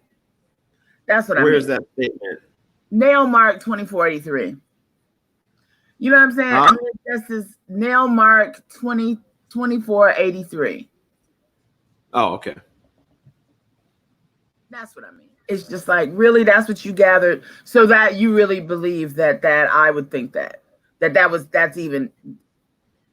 It's and that's why we can't have intelligent conversations sometimes like that, because that's nonsensical. What the fuck in what I said would make you think that I would condone a 12-year-old having sex with a 40-year-old person?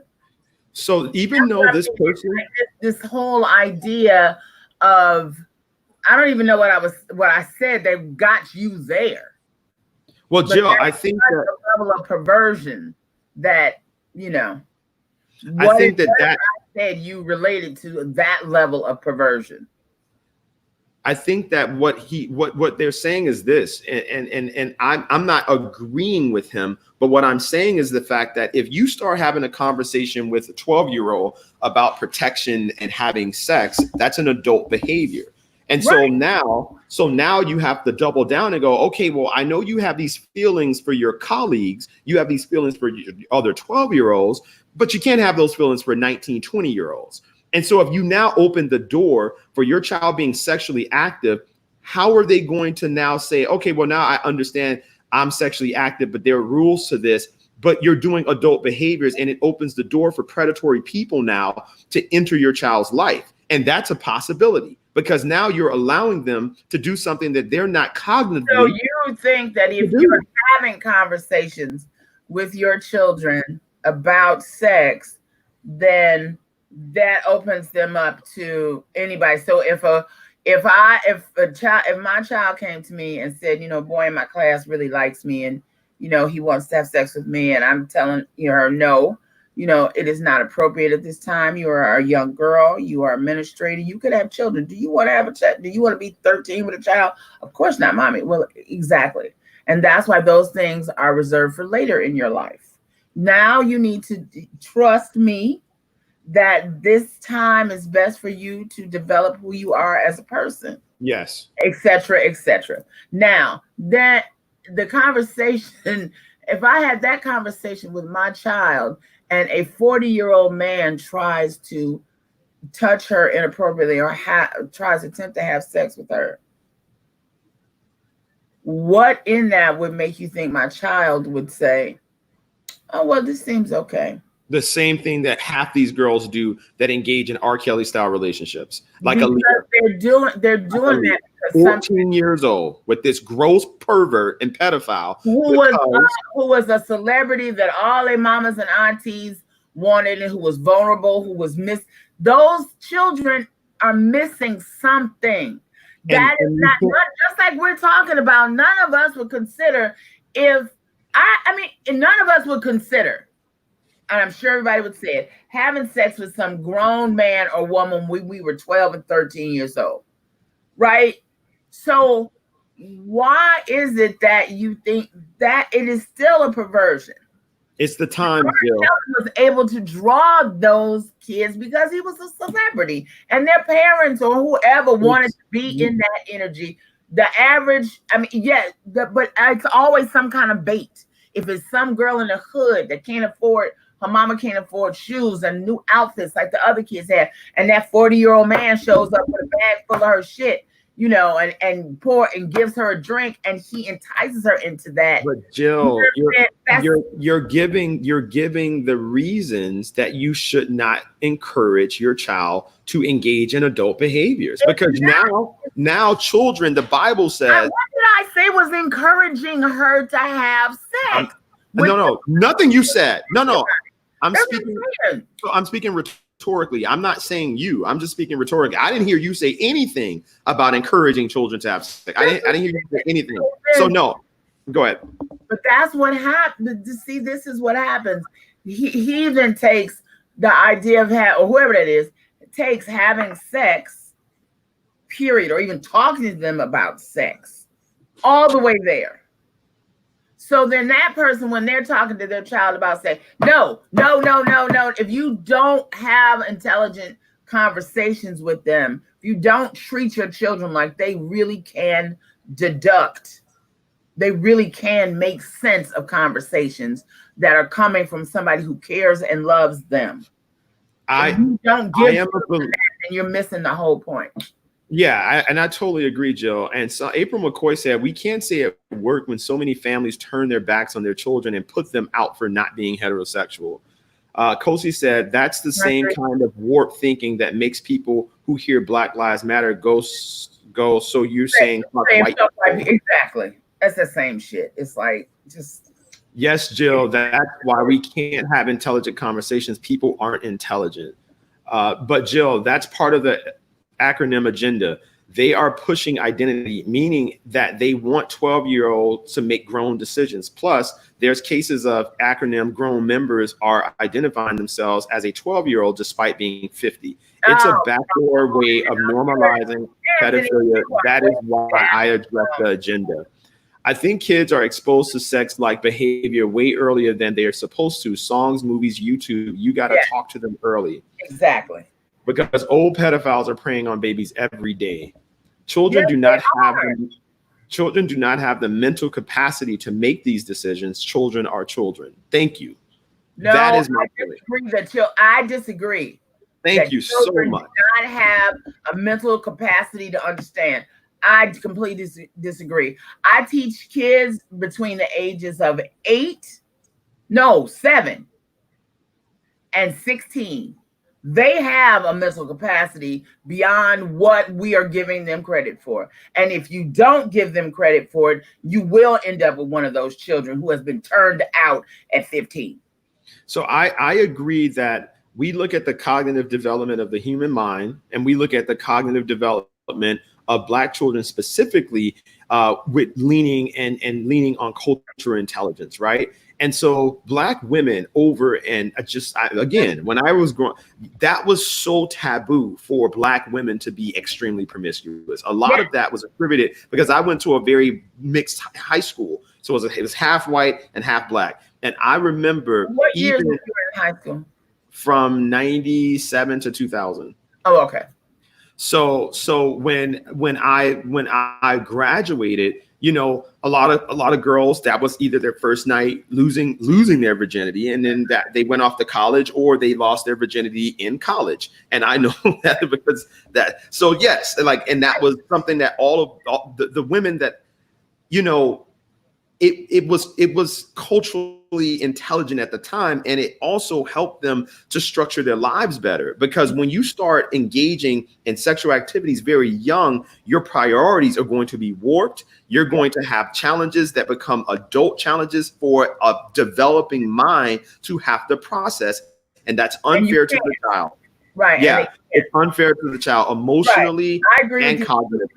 And so my thing was like I said, Joe, with the parade, was that if there was a parade that was celebrating heterosexual love between a man and a woman, and literally just or parade on just that, right? Like, I wouldn't bring my son there. I wouldn't say like, oh, let's go celebrate the fact that you want to have sex with a woman. Like, what? No. See, and that's the thing. It is not being homosexual is not just sex. And that's what the parade looks like. That's just like saying that, you know, yeah, niggas can dance, but that's all they can do. No, it is not about that. There's a whole nother life. There's a whole nother culture.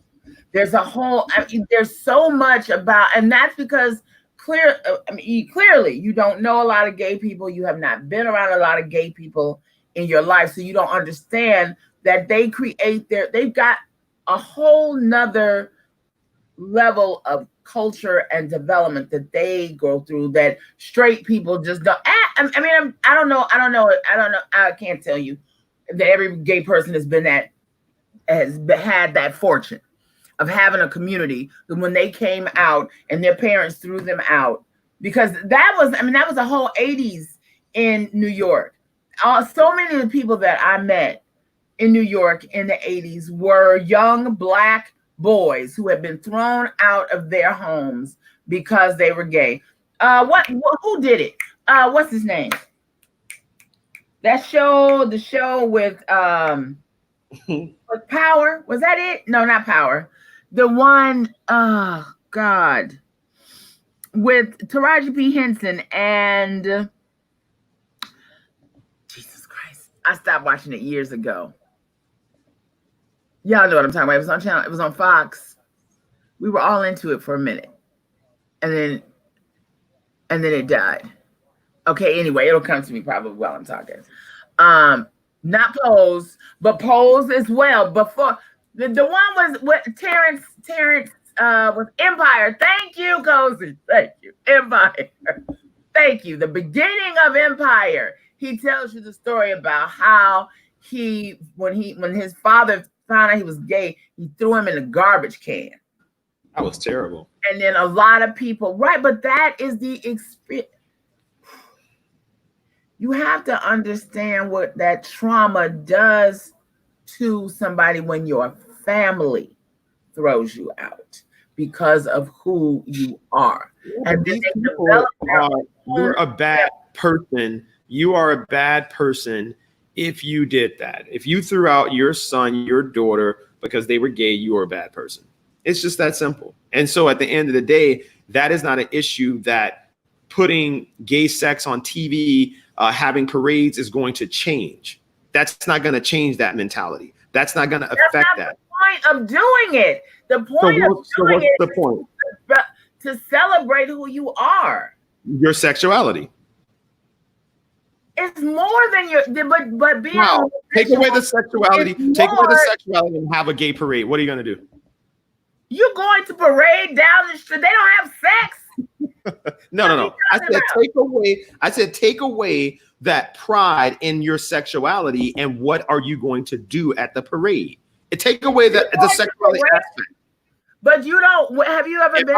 If I went right now, and if I went Macy's Thanksgiving Day parade, what the fuck is the difference? It's a big difference. If I put on a gay parade, if I go to YouTube right now and type in gay parade and post that, and then type in Thanksgiving parade and post that, you will not want your child going to a gay parade because of the suggestive atmosphere. You just wouldn't.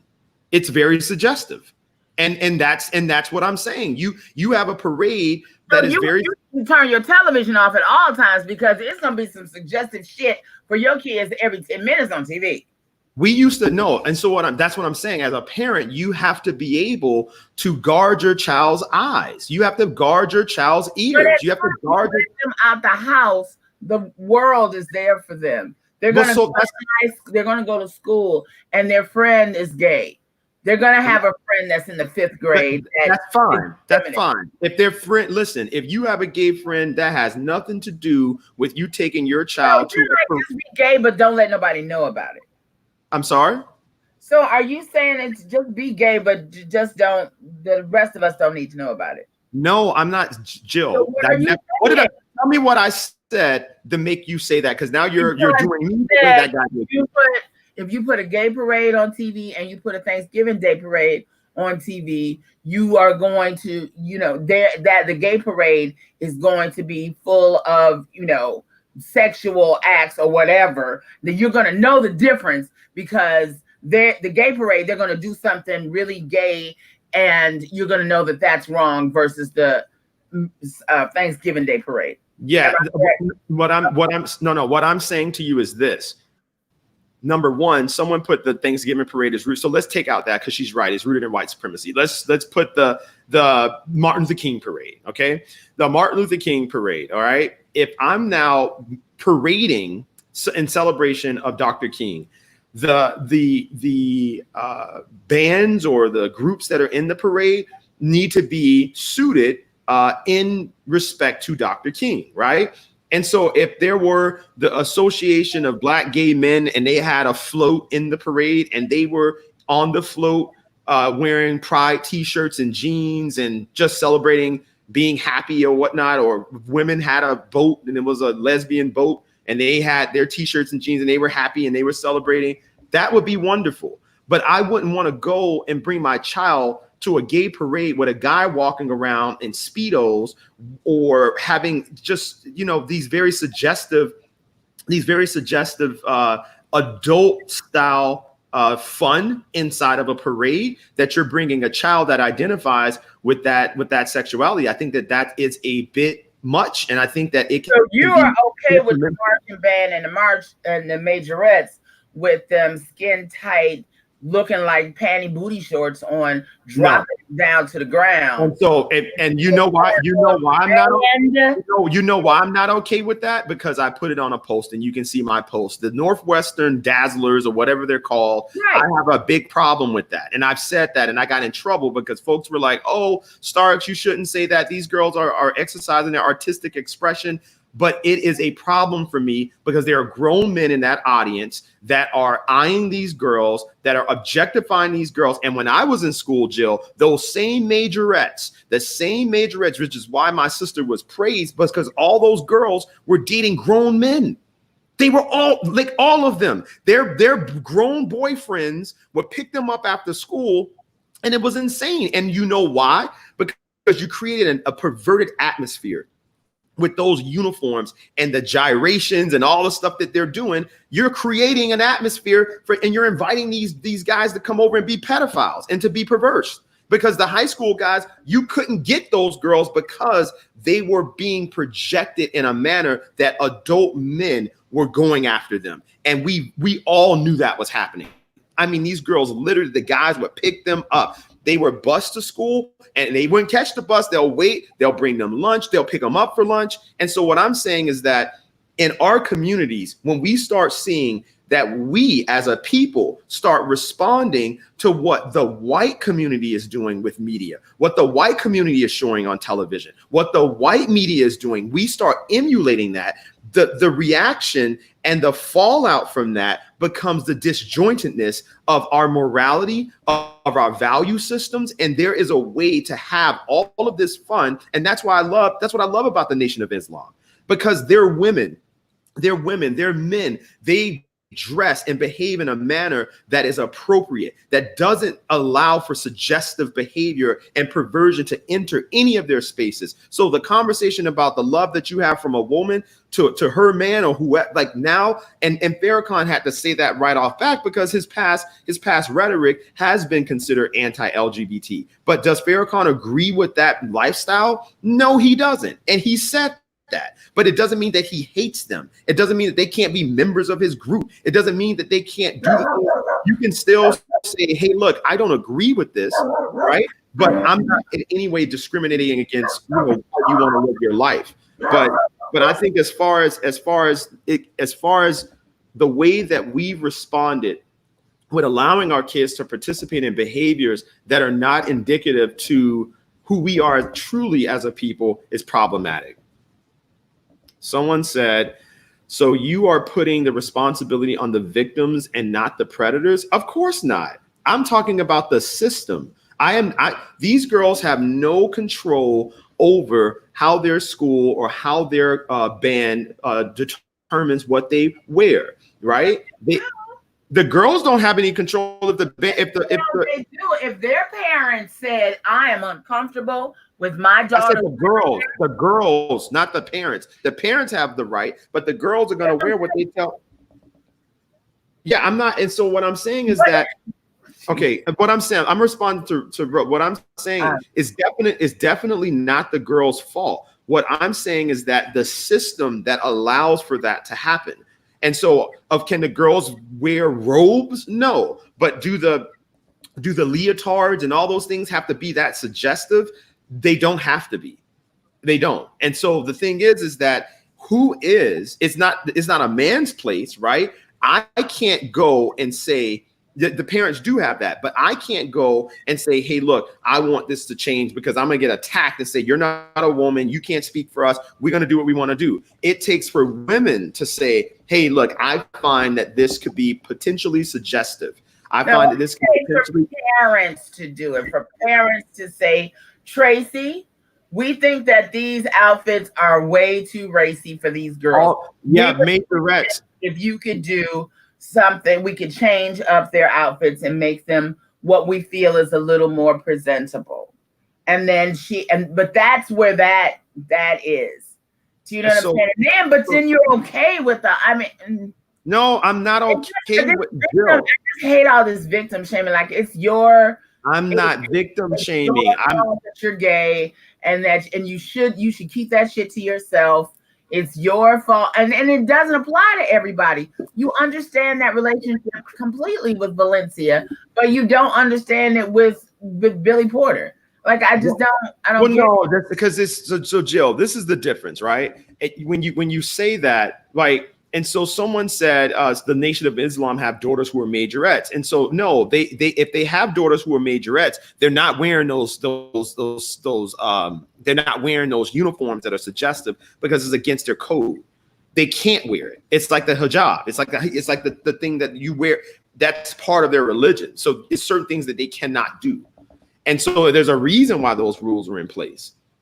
And so some people might not agree with them. But I can guarantee you that a Nation of Islam daughter of I will bring Tavernier on here, and he'll tell you right off back. Tavernier has 5 kids, and one of the things about the Nation is that the families are large. They're large families, and you go to the Nation school and you see the way. So no, you are incorrect, Nikki, and I love you, but you're incorrect on that. So if they're a majorette, their uniform will be different from the rest. Because that's the whole point. That's the point of our people. We are supposed to be different from the rest. And so what I'm saying is that when you look at, and I understand what Jill's saying, and I'm not in any way trying to promote a double standard here. What I'm saying is that we have to get to a point where we at least start reteaching boundaries, where we reteach values and the way that we matriculate our youth. We don't have to participate in their perversions and then make it okay for us. And then the thing about Billy Porter, I have an issue that the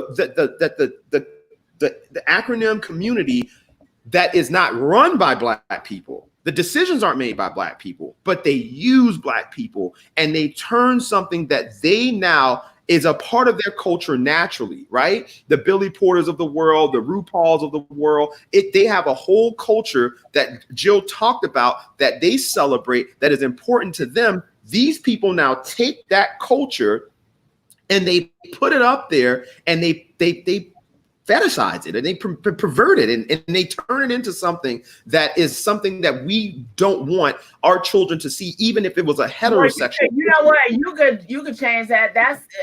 And you could be a white man talking about Black people.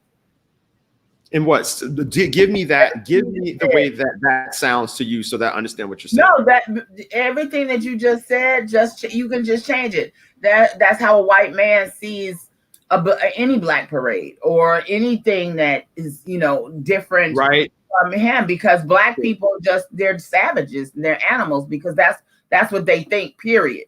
So whenever they see anything, it's going to justify that feeling. And and we know that that's not true. So why you would make that applicable to us as well? But I mean, it just goes to show you that we're all the same when it comes, Black, white, Asian, we're all the same when it comes to our biases. We all have them. We all have things that we think are completely inappropriate and should not happen, but happen in the world every day. I don't know what this statement is. Straight Black men are not being bullied by Black women, or Black men are bullied by Black women all the time. Are you serious? They don't have power. Straight Black men can be bullied by Black women. Are you serious? I remember there was a guy in our high school that had sex with this girl, and he didn't do what he needed to do, and she blasted him, and he was so depressed that he almost killed himself because of that. And she went on a rampage talking about him and his malperformance. So and you're telling me that's not bully? But you can bully. You can be bullied. You can be bullied. So let's not say that, because that's the problem when we start talking. It's not a big enough. I didn't understand what Anessa is saying. That's not a big enough issue to be comparing it to the way that the fact that black men get abused. Black men get abused by their spouses and domestic violence. Homosexuals do. Okay. In general society, and you know that's not true. No, I know. Listen, I knew guys that their wives were hitting them and domestically attacking. And that was the majority of the men that you knew. And of course not. Exactly. Of course not. But what I'm equivalent to men beat by their wives. I'm not making that equivalent. I just don't want to be so on one end of the spectrum. You can say, well, we're going to talk about this unique section of the population. They need visibility and we need to respect them. And then when I bring something up, because it's a small majority of the population, I didn't say any of that. I didn't say they need it. I said that they can have it like everybody else can have it. I didn't say anything about need.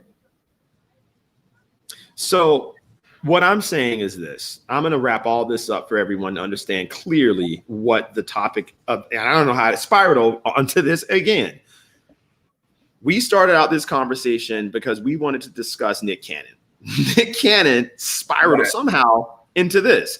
And so now I'm gonna just regroup us and say, hey, listen, we as a people could do a much better job at really honing in on who we are and not as defined by others. All of these acronyms, all of these terminologies that are coming up that are defining us are coming. White European people are coming up with this stuff and you're regurgitating it. So now all of these labels, right, that we have for who we are and what we do, you're defining us by a definition that didn't derive from our people. I am simply saying, let's be who we are, define who we are, have those conversations in our spaces outside of the external influences that gives you the terminology, that gives you the acronyms, because right now we're already speaking a language that's not ours. Right now, we're already wearing clothes that doesn't belong to us. And so if you were unfortunately gay in Africa, in any country in Africa, how would your life be?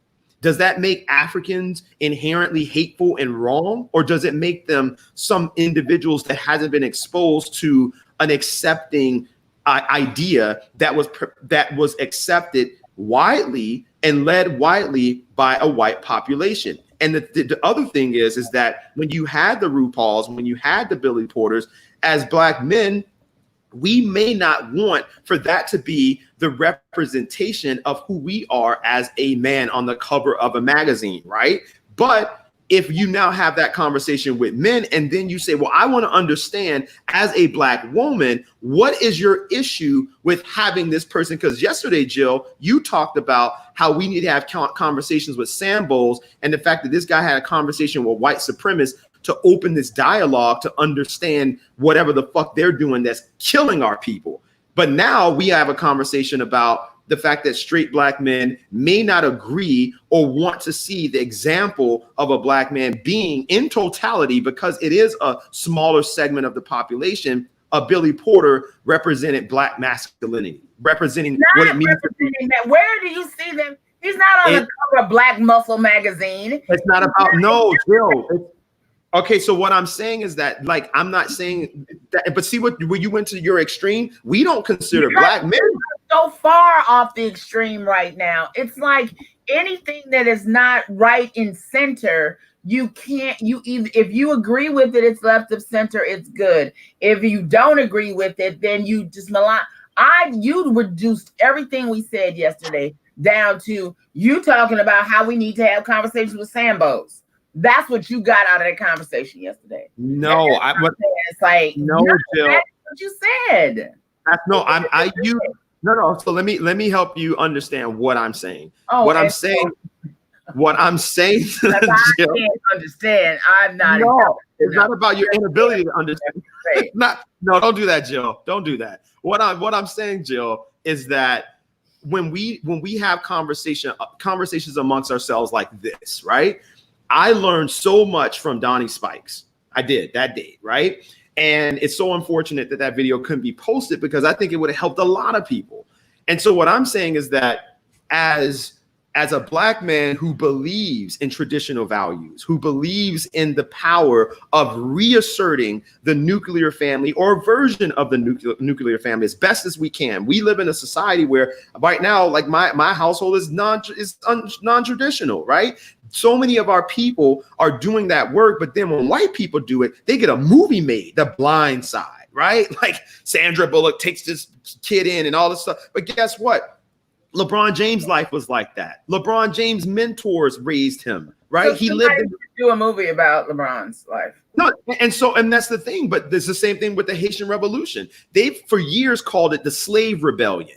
And there and what's his name? That's how things change. That's how things change.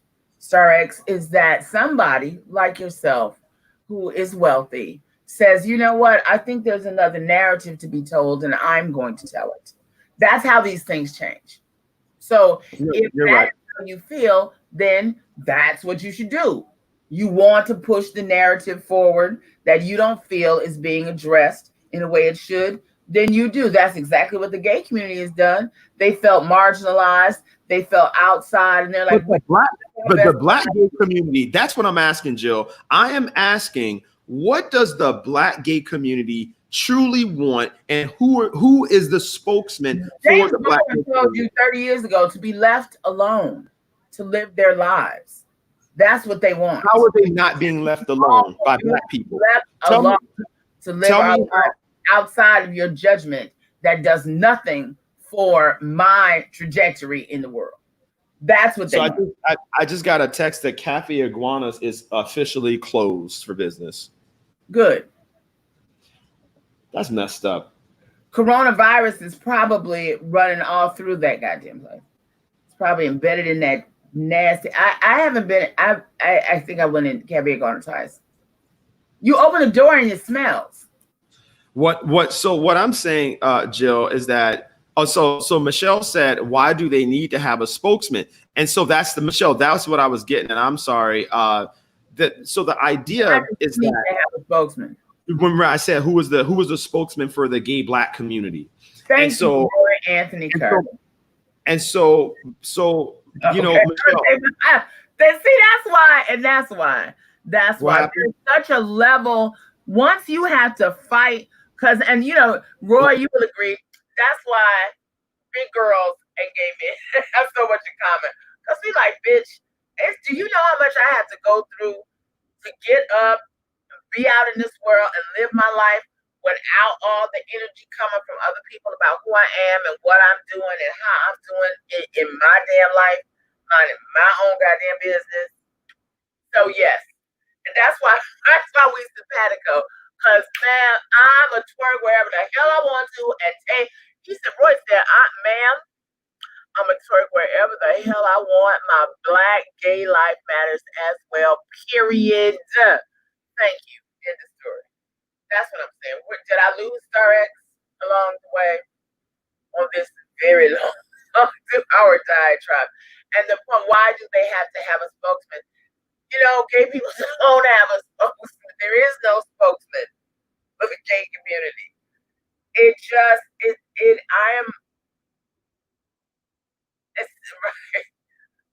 We don't choose our spokesperson. Non-whites do based on they perceive as safe.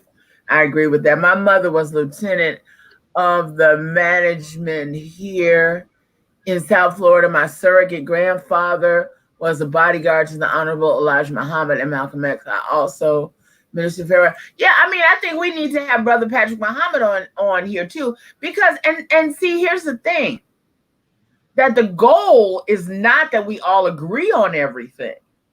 The goal is that we respect each other in their spaces. I don't have to agree with you and how you feel Black men should be treated.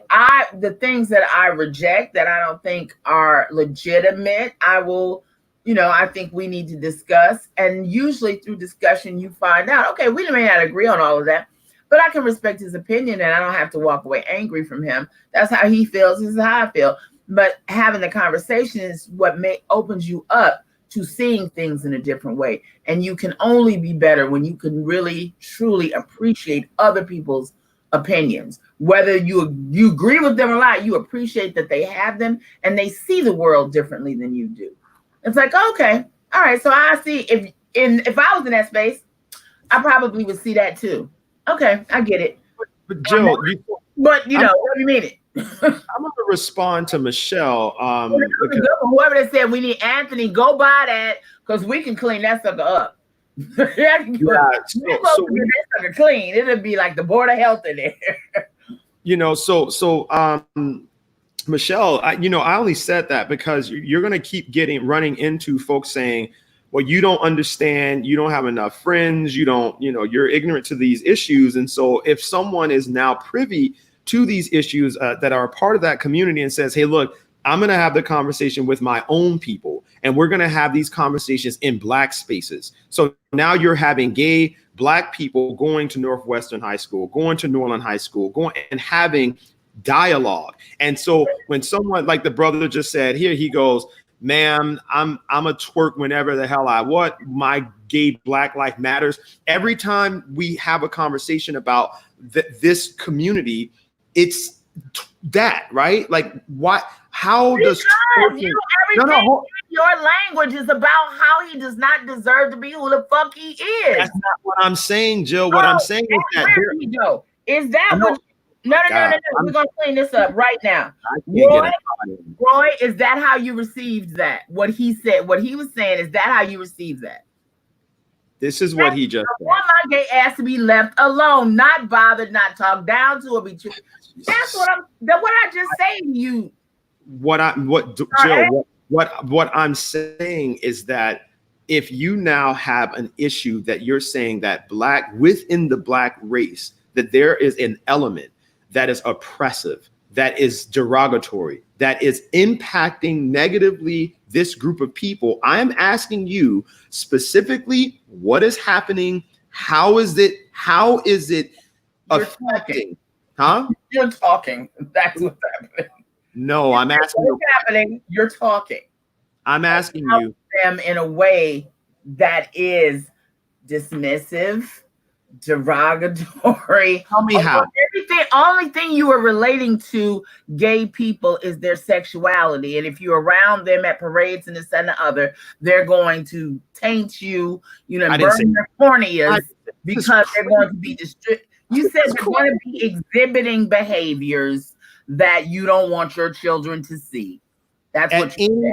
Any parade, not just gay parades, at any parade that is celebrating the sexuality of a group of people, I would not want to have. You're reducing them to just their sexuality. I'm talking specifically about a parade. What? I'm talking specifically about a parade. Right. Like, okay. I wouldn't want my child going to a parade for anything. If anything that's rooted in sexuality, I just wouldn't why would you want your child to I don't find it rude. I don't find a gay man with his pom-poms and his booty shorts on. I don't find that rude. I wouldn't take my child to Hooters purposely. Well, because I wouldn't want these are all. You should not. Then if even Hooters offends you, that's not until you are at a place where you can be in those spaces with younger people and that not offend you, then that's something you need to deal with. Why? Well, no, what I'm saying, if you so the moment they come out with the what's crazy, you're gonna see when people are true bigots, because when they come out with a male version of Hooters, right? And the guy's wearing maybe some suspenders and he's shirtless, people are going to have a big problem with that, but they won't have a problem with Hooters. And the term Hooters, the idea is to celebrate the woman's body. It's to celebrate that. And so the thing is that as an adult, it's a wonderful place to go. But for a child, I would not want my child to be in a restaurant that celebrates.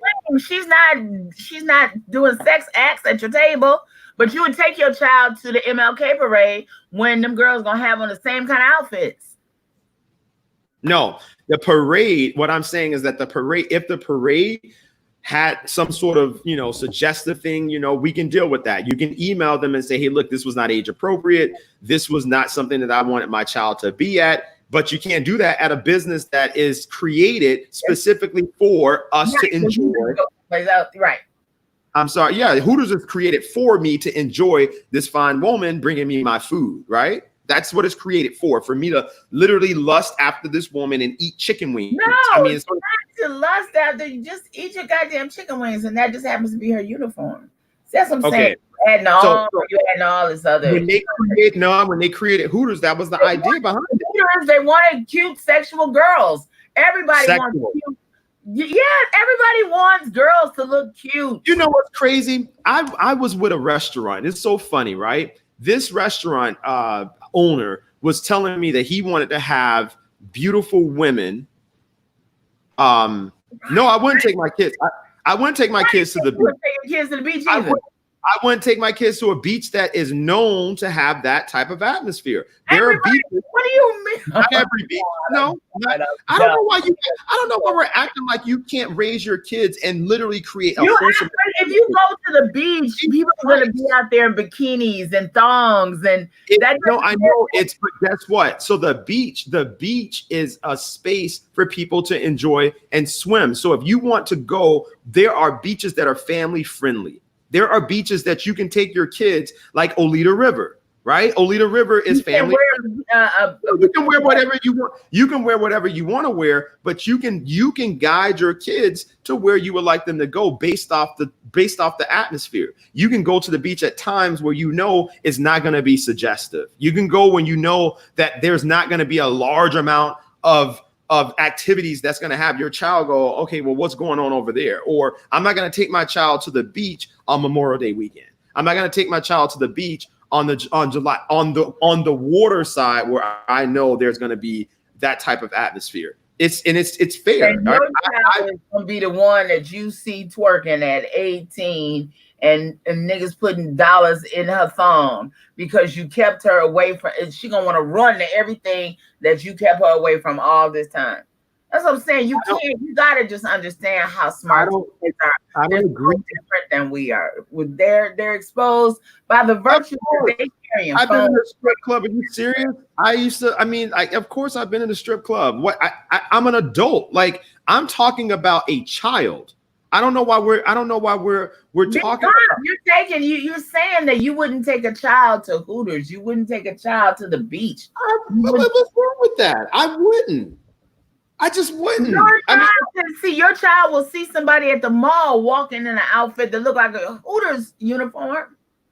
So what I'm saying, Jill, it's a difference when your child sees that in happenstance and you are the source of that view. If you're the source of that view, if they see it in happenstance, of course, you can't protect them from the world, but you definitely can protect them from how you want them to matriculate, where you take them, because you are the source of where you're taking them. So if you go, and I've heard this conversation from so many friends that's what their parents' goal was. And then they turned out the exact opposite because they felt like they had been hidden from everything. They wanted to just run out there and do everything that their parents was hiding from them. And there's some of them anyway. So yeah, no, I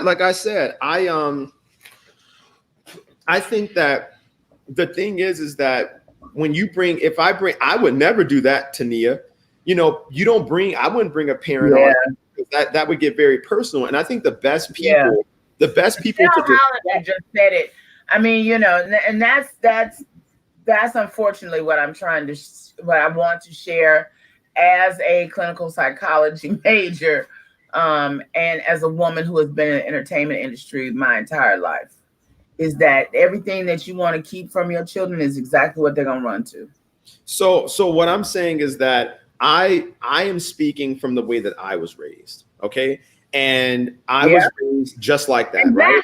My parents did a very good job. And so it wasn't it wasn't necessarily fear-based, but we were Christians, and it was based off fear of God, right? It was based off the fact that it's giving you this fear that if your children are exposed to certain things, then it's going to warp them, or they're going to become bad somehow, or, you know, that's where, and that's the point. Exactly. That's how you were raised, and that's how you will raise your children. And that's how people are in the world. But your children will then turn out, one of them will turn out and be, I mean, there's just hundreds of books and TV shows about this very thing. You can't protect them from anything. And your chances are less when they can go in their room and get on their phone, and the entire world is right here in their hands. And what we have to do is protect them, understand how intelligent they are, and tell them what all these things are. Don't let them discover them by their friends. If my father told me about, boy, when you get 13 and, you started developing, boys gonna be after you like 90 going up. They're gonna tell you anything, but that's not the time. You need that time to grow up for yourself. You need to wait till you get to college. You're not ready to have, what if you have sex with that boy and you get pregnant? Then what you gonna do?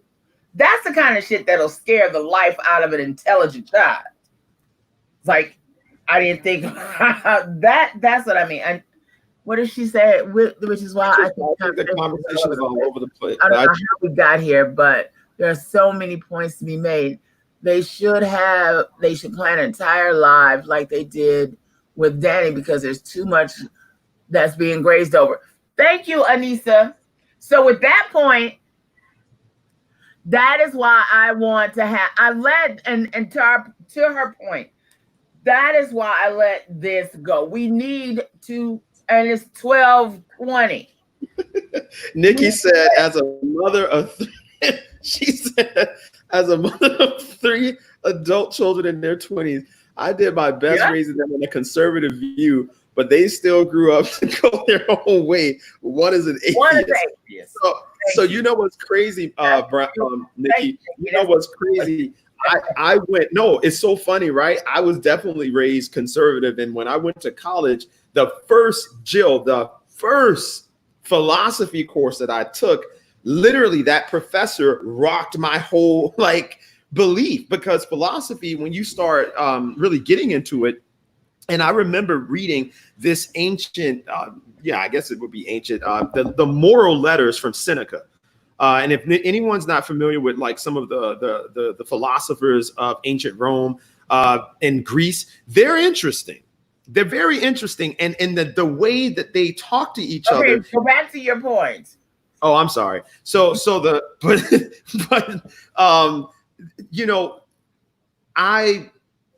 After reading these classics, if you will, I started to question my faith. I started to question everything, because I was like, my God, I went into this sort of space that everything I was taught was a lie. And I had to go on this whole intellectual self-discovery, right? And so it's funny that she said that, because when you do, and I'm glad I went through that. So now when I do raise my kids, I'll understand the challenges they will face by being raised in a conservative household, by being raised in a traditional household where you can give them more of a balance, because I don't want to be extreme, right? And I'm not, so when the brother was saying, you're not going to take them to the beach, you're not going to do this. No, I'm going to do, said one of my, she said one workout hooters. So what I'm saying is that our household, Nikki, it worked on us, right? It worked on us. A conservative upbringing worked on us. We grew up, we stayed wholesome, we stayed good-hearted, we believe. And so I think that the problem that we have at times as people who follow a Christian philosophy, traditional Christianity and Orthodox Christianity, especially if you go to the Orthodox Ethiopian church or Orthodox churches in general, you do have the tendency to be a bit judgmental at times. And that's something that I definitely have learned to taper from women who have shared their experiences with me. And so, it's a work in progress. On that note, we're going to turn that conversation up. Okay, so it circles back to this is the last one. It circles back to around this topic because it's something that we have to deal with. And part of the difficulty in presenting Black culture in a unifying front against our oppression, we're asking the people to discriminate against, to swallow their experience to help the bigger picture. I love that, Cozy. We will come back to that. So, okay, to the point. So, as the as the adults in the room, so this is, everything that you do sort of online is an experiment. And so initially, when we talked about doing the show, we were like, well, we'll just go on and talk. And I just let, Star X is, he's a leader and he always thinks he knows exactly what's right to do. So I'm like, okay, I'm going to let you do that for a while. And we'll see how that works out. And what happens with a lot of really intelligent people is that one thought will lead to 40 other thoughts. And there's always somebody who has one of those thoughts that they want to go in that direction. It just happens to whatever we look over there and see, oh, yep, that's a good point. And so you have one thought that now has become 20 different conversations.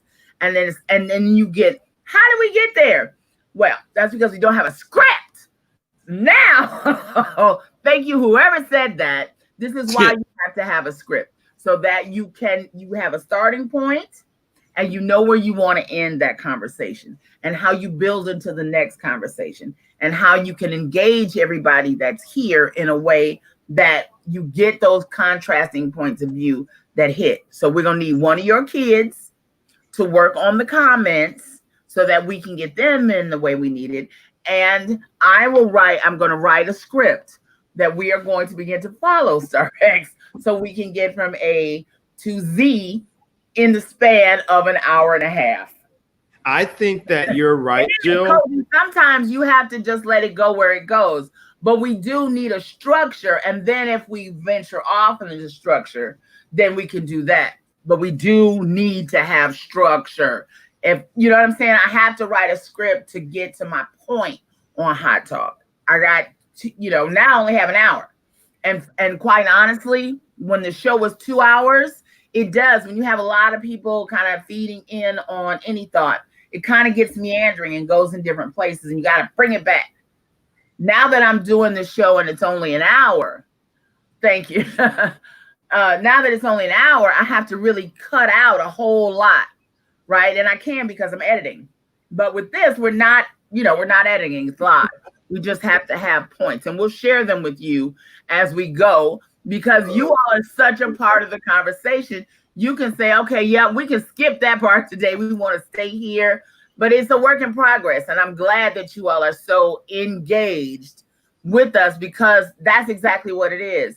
It's us having a conversation as opposed to us presenting a show to you. So thank you, rock stars, for that.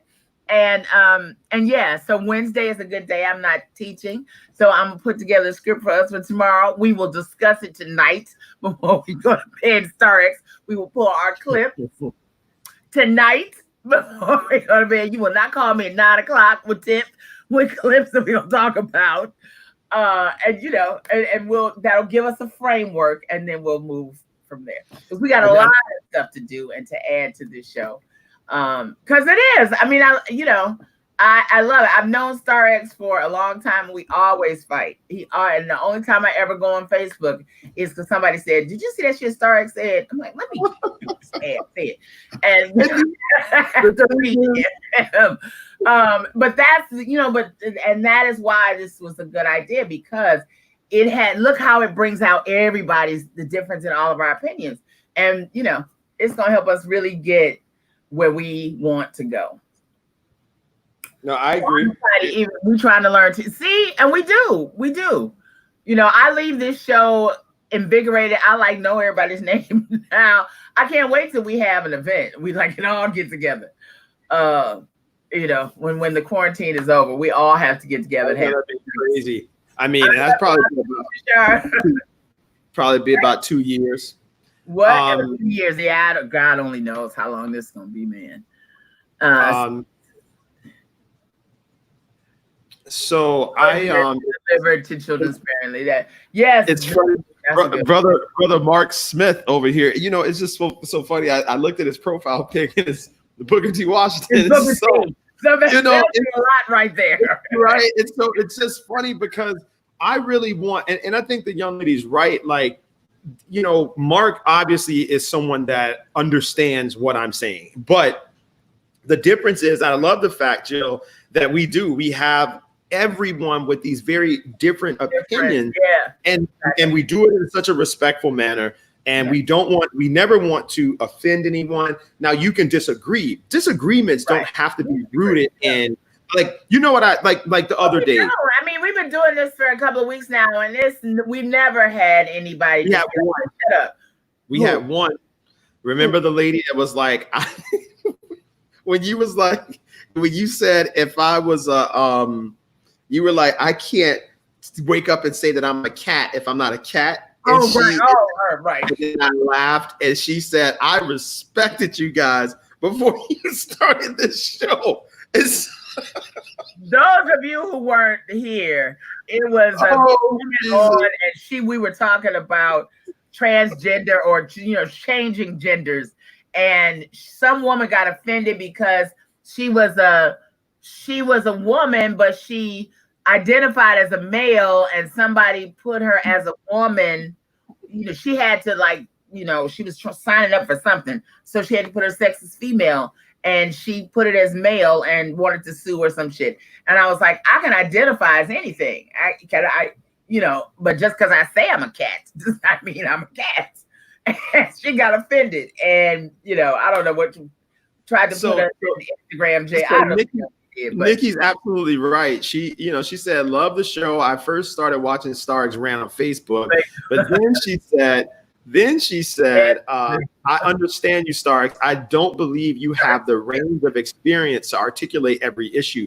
And you're right. And like I said, Nikki, we learn so much from each other. And even though, like, when Jill, like, she'll hammer a point in, and it's bit.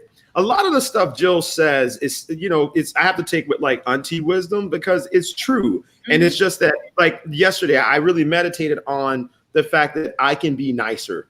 And I can definitely not be as empirical when I talk, because I have a big problem. And so many people that are that are in my position have the same problem, which is you expect for people to either be on or above your level, one, as far as the way that you understand things, and then you become a bit unwavering in your philosophy, and I don't want to be like that. And so I'd start looking at past conversations and past rants that I had, and I would say things that were offensive in the sense of, like, the way I understood something, the way you should do it, and that's not good, you know. And so even though I'm 37, I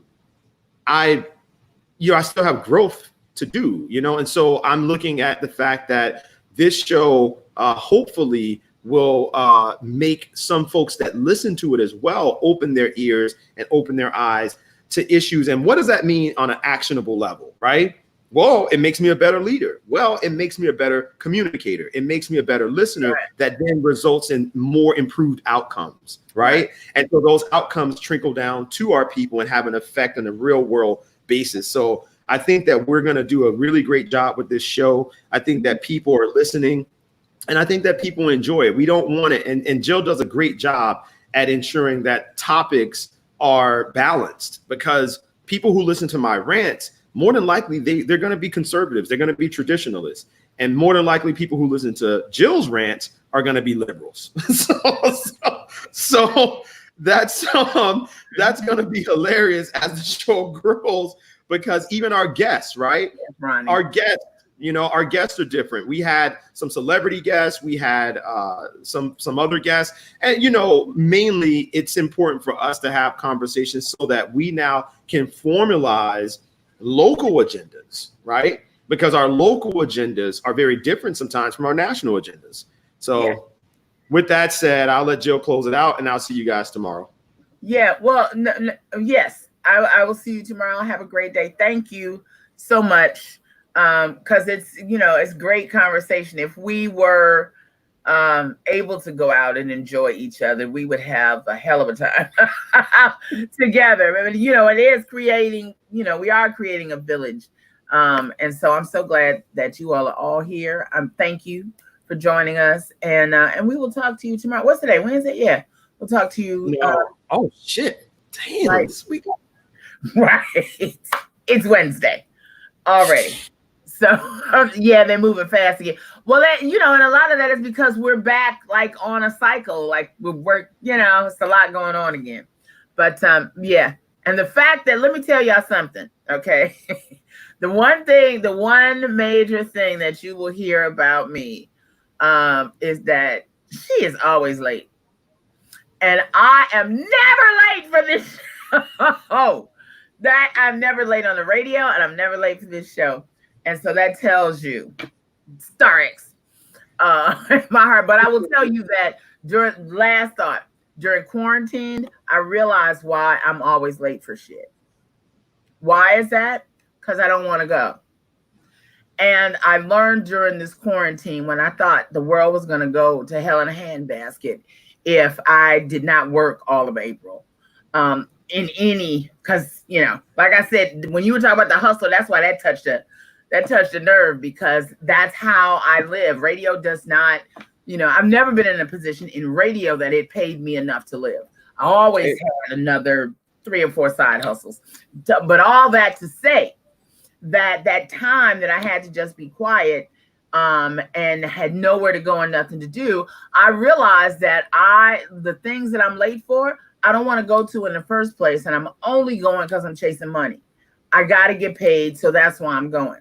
And during this quarantine, it made me realize that my life would move in the direction that I wanted more if I stopped doing shit I don't want to do, period. So I need to focus my energy, all of that energy, into the things that I really want to do and continue to do them until they make me the level of money that I need to, substantiate this life of mine. So I hope it did some of that for you too, because I've been doing this a long time and I've been juggling all this shit. But guess what? Who was that? And I've listened to so many different talks. His name will come to me. But what he was saying was, you need to read 5 books on the same topic, right? And everybody in the class is like, why would I do that? It's like, okay, because if you use Malcolm Gladwell's 10,000 hours, right? Everybody familiar with that one? Are you there or are you frozen? Oh, me? I'm here. Yeah, okay. You're familiar with Malcolm Gladwell's 10,000 hours. Malcolm Gladwell wrote a book called The Outliers. If you don't have it, get it. We got to get that together. Let me write that down right now in the bookstore, the reading list. Anyway, he talked to a lot of different really successful people. And one of the common denominators is the time that they put in doing that one thing. And so, I went back and reread that again. And that's what it is. It's like I'm spending 10,000 hours, but only 5,000 in what I really, really, really, really want. And then the other 5,000 in like 20 other things just because they're money grabs, right? And so the course to your life's goals and dreams is those 10,000 hours. And the idea is that you spend 10,000 hours doing something you cannot fail because you've given your full concentration to it. Yeah. So that was, I have now ceased to be late for shit because I have stopped doing shit that I'm only doing to get a check. That's my jewel for the day. I'm used to y'all being off by 11. I ain't got no work done. Okay, bye, Shay. We're going to let you get your work. It's damn near 1 o'clock. We ain't come on till 10 today. We're going to get your internet together so that does not happen. We would just be sitting here talking, waiting for him to get here. If I control this on my side, he's controlling. So what I'm going to do from now on, I'm going to come live at 9 no matter what. And Jill is going to double down on that. So. Love y'all. You speaking a word right now. Yolanda, Baby, I'm telling you, that time alone, I turned my phone off because I realized how many people do you talk to during the course of a day, and you look down at your watch 40 minutes later and be like, this is a waste of my damn 40 minutes. I do not give a shit. This conversation should have been 5 my God. You see this shit? These Trump people are crazy. What? Look at this shit. We can't see what you looking at. Let me show y'all, man. This shit crazy. But yeah, girl, we gonna get, yes, I like, man, yep. Oh, tipping point, yeah. I'm telling you. You know, that's what hate will do. Hate has to be reinforced. Oh my God. And they are so, but that's the thing. They're not spending, they could use them hours towards what the hell they want to do in their life instead of trying to, you know, stop somebody else. It's like, stop chasing money. What do you want? What do you want? What does your life look? Because everybody, I don't need to be a millionaire to be happy. I just need to be able to travel and be able to go to Home Goods and buy whatever the hell I want when I want it, you know, and take care of my family, my dogs. That's it. I'm good. I'm still drinking coffee. I know that's right. It's only, oh, Nikki, where are you? She's in California. Oh, okay. Yes, it's only 9 o'clock. You know, we're gonna go. And I can't about this. We'll talk about that tomorrow. I mean, my God. Send that to me and I'll put it in the script. Okay. All right. Y'all have a great day. Love you, mean it. Bye.